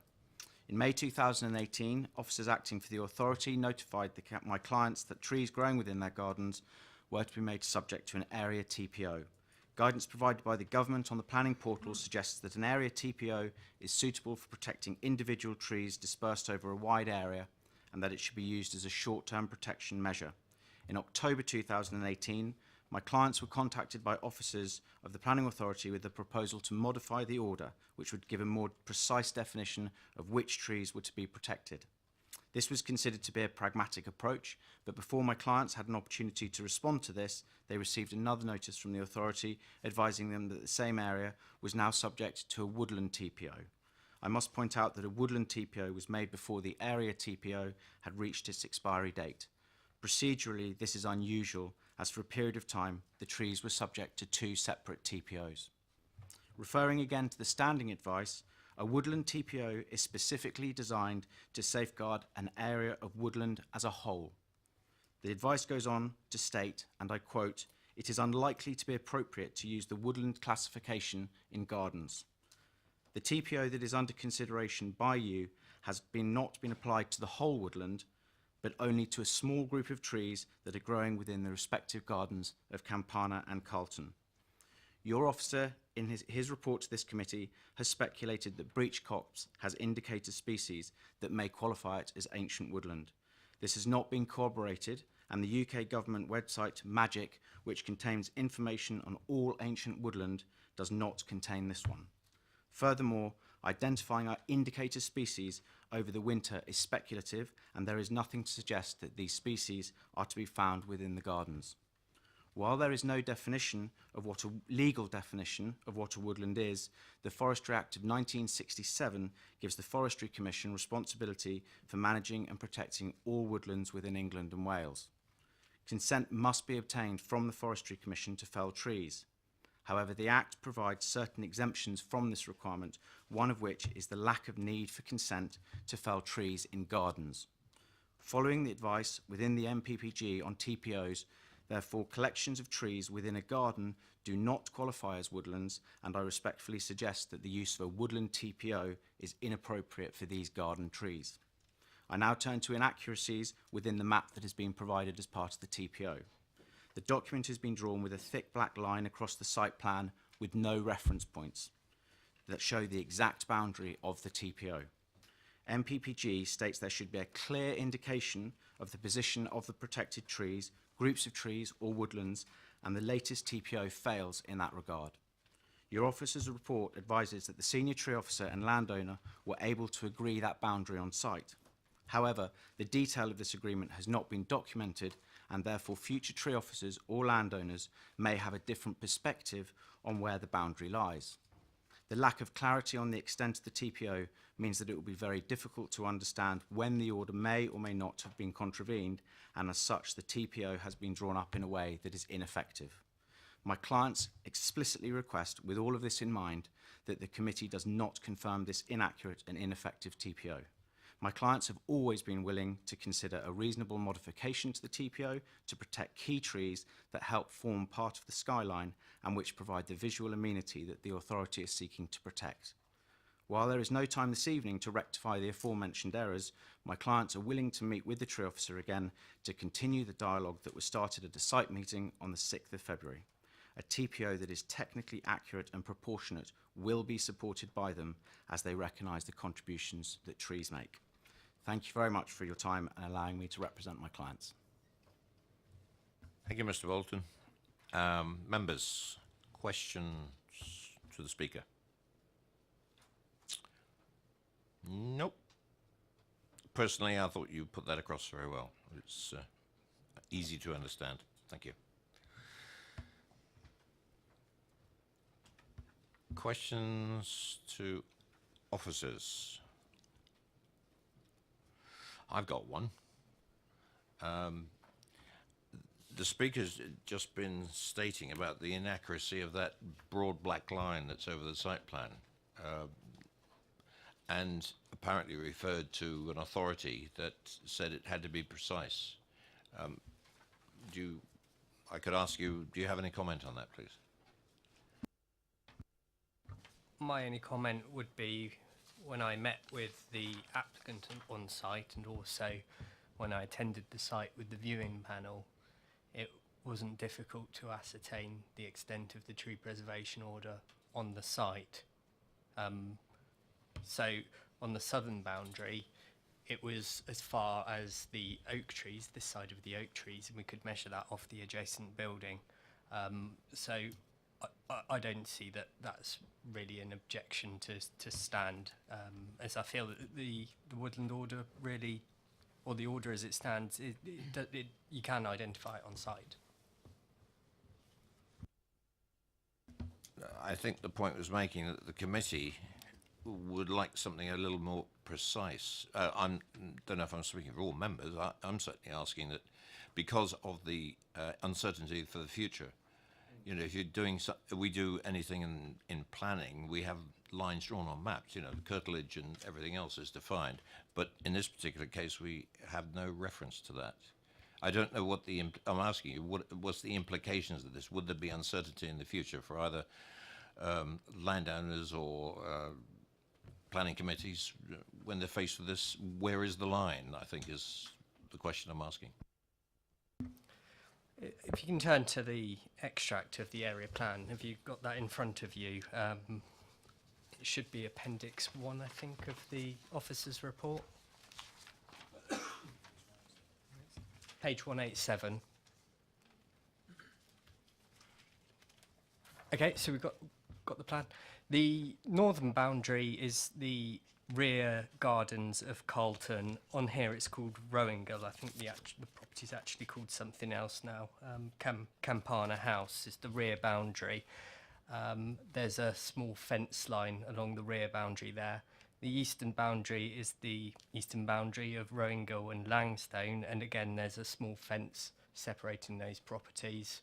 The western boundary is the western boundary of Carlton, between Carlton and Lonicera, and there's a fence line there separating those two properties. So the only boundary potentially for dispute would be the southern boundary. It's drawn where it is across the garden because that is the point at which the woodland is considered to start. So when you're stood within the garden, immediately behind the properties, it's more open. However, when you move back into the property, you walk into the woodland, and that defines the southern boundary of the tree preservation order. And you can also, if you wanted to, you could take a measurement from the rear boundary to the southern boundary of the woodland tree preservation order and mark that out on the ground. Thank you. Because when we were on site, microphone, please. I had to ask you, where do we start? And it wasn't that tree; it was that tree. But trees get old, and people clear ground. That's why I asked the question. You know, it's the definitive boundary that was being questioned by the speaker before. Okay, thanks very much. Anybody else? Debate? Yes. No question. No question. Sorry. Right. Robinson, followed by. Thank you, Chair. Is there any TPO on the properties either side, on Langstone and was it Grange Lodge and Lonicera or whatever it's called? Because my memory from the site visit is that bank of woodland goes right across all the properties, and obviously what we've got on the map is very specific, just to two properties, which seems a bit of an odd isolation on its own. on either side, Lanissa and Langstone, no, there's no tree preservation orders. If you go a bit further to the west, you get to the development Stembridge Close, and there is, on the plan you can see properties number 6 and I believe number 7 Stembridge Close. Is it number 5 and 6 Stembridge Close? And there's a woodland TPO to the rear there. It's not shown on this plan because we want to be clear about the tree preservation order in question. The woodland does continue to properties adjacent further as you go down. I mean, this woodland is an edge of a part of a much bigger woodland known as Breach Copse in Burghclere. The woodland extends only as far as it does in its present format because it was made following receipt of a planning application that related to only these 2 properties. Yeah. In that case, is there any plan to extend this to cover the other? Because it just seems odd to me that we've got a big wood, and we're saying that little bit of it we're putting a TPO on it, but we're going to ignore the rest of it. What's so special about this bit that means this needs a TPO when the other doesn't? Or is there an intention to extend the TPO across the entire area of woodland and a whole range of properties that's shown on our map?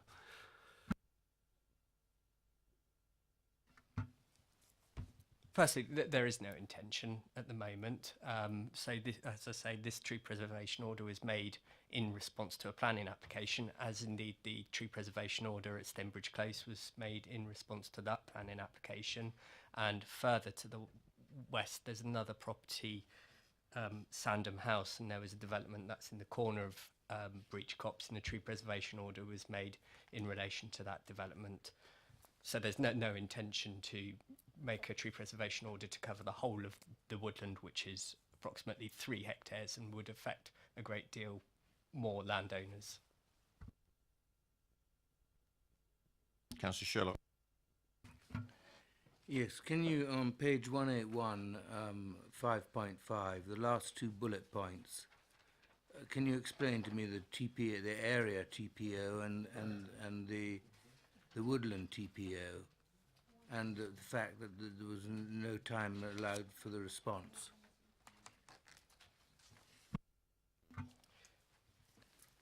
Whenever we make tree preservation orders, they're what are known as provisional tree preservation orders, so they'll stand for a period of 6 months. Now, within that period of 6 months, the council has to decide whether or not to confirm that order to make it permanent, which is what we're doing this evening. Initially, the area tree preservation order was made, and it covered a larger area. It covered much of the rear gardens as well. And there was an objection to that.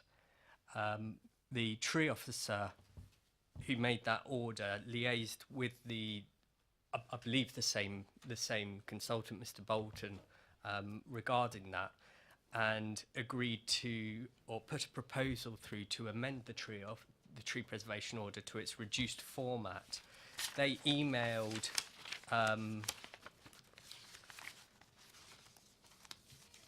Mr. Bolton. The tree officer emailed Mr. Bolton on the 10th of October, which is toward the end of that 6-month period, asking whether they would agree to the modification, giving a respond by date of the 24th of October.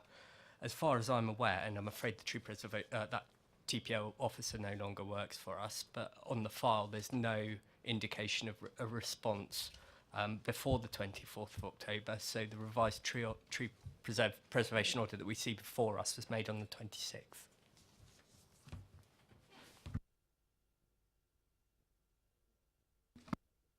Councillor Potter. Mr. Chair, if I could just get clarification in terms of what we're being asked to do. I mean, I know this comes obviously in the form of the objectors' comments, but we're quoted advice, obviously, which suggests that the woodlands category's purpose is to safeguard a woodland as a whole. You know, that seems to suggest that it's only in those circumstances that that woodland category would be applied. But it also goes on to say it's unlikely to be appropriate to use that classification in gardens. Well, I guess the exception to that would be if the gardens actually contain that woodland, then that's a safe process. But simple question really, as this isn't all of the woodland, and we're hearing that, is it appropriate, and are we content that the woodland category can apply in these circumstances? It's simply that really, or is there that necessity to identify, tedious though it may be, individual trees within that part woodland that we were looking at? That's all I need to know, I think, really.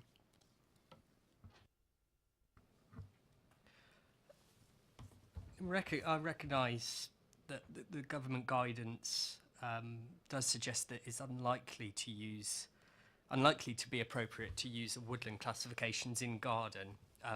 But I mean, that is guidance. In fact, it was there was a High Court judgment in 2015 where that issue was discussed, and the judge essentially ruled that the local authority aren't bound by that guidance as long as they're giving reasons for using the woodland order within the within a garden. As for whether it should cover the whole of the garden or not, I mean, all that I can say is we've used woodland type tree preservation orders in breach copse to good effect previously on the other two developments that I've mentioned, Sandham House and Stembridge Close.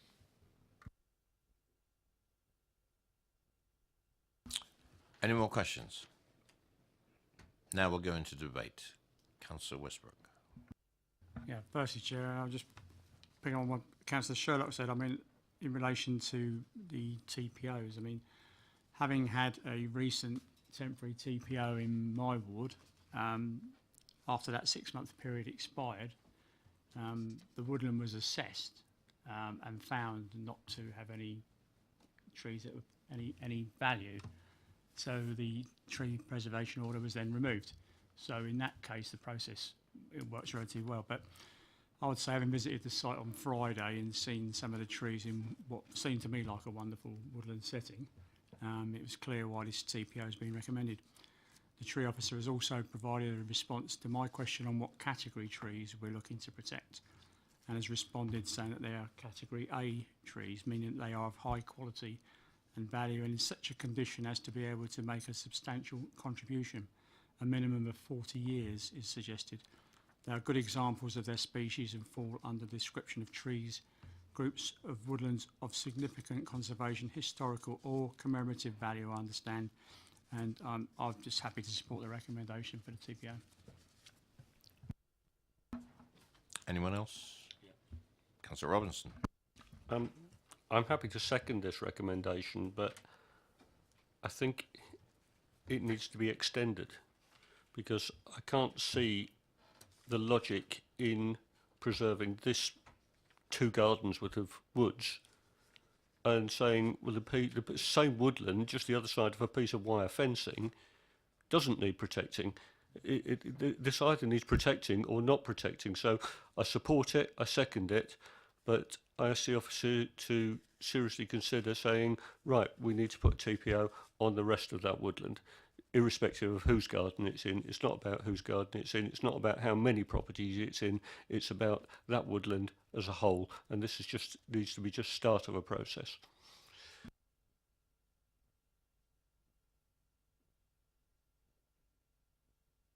Any other comment? Is it questions of officers? Or? No. No, we're into debate. No, saved you from that, Frank.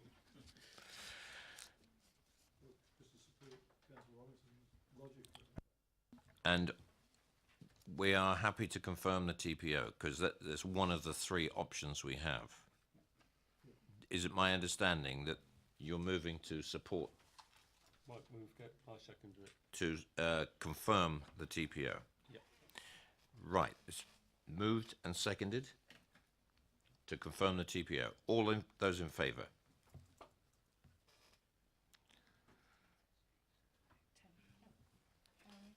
Thank you. That's Carried and confirmed. Officers.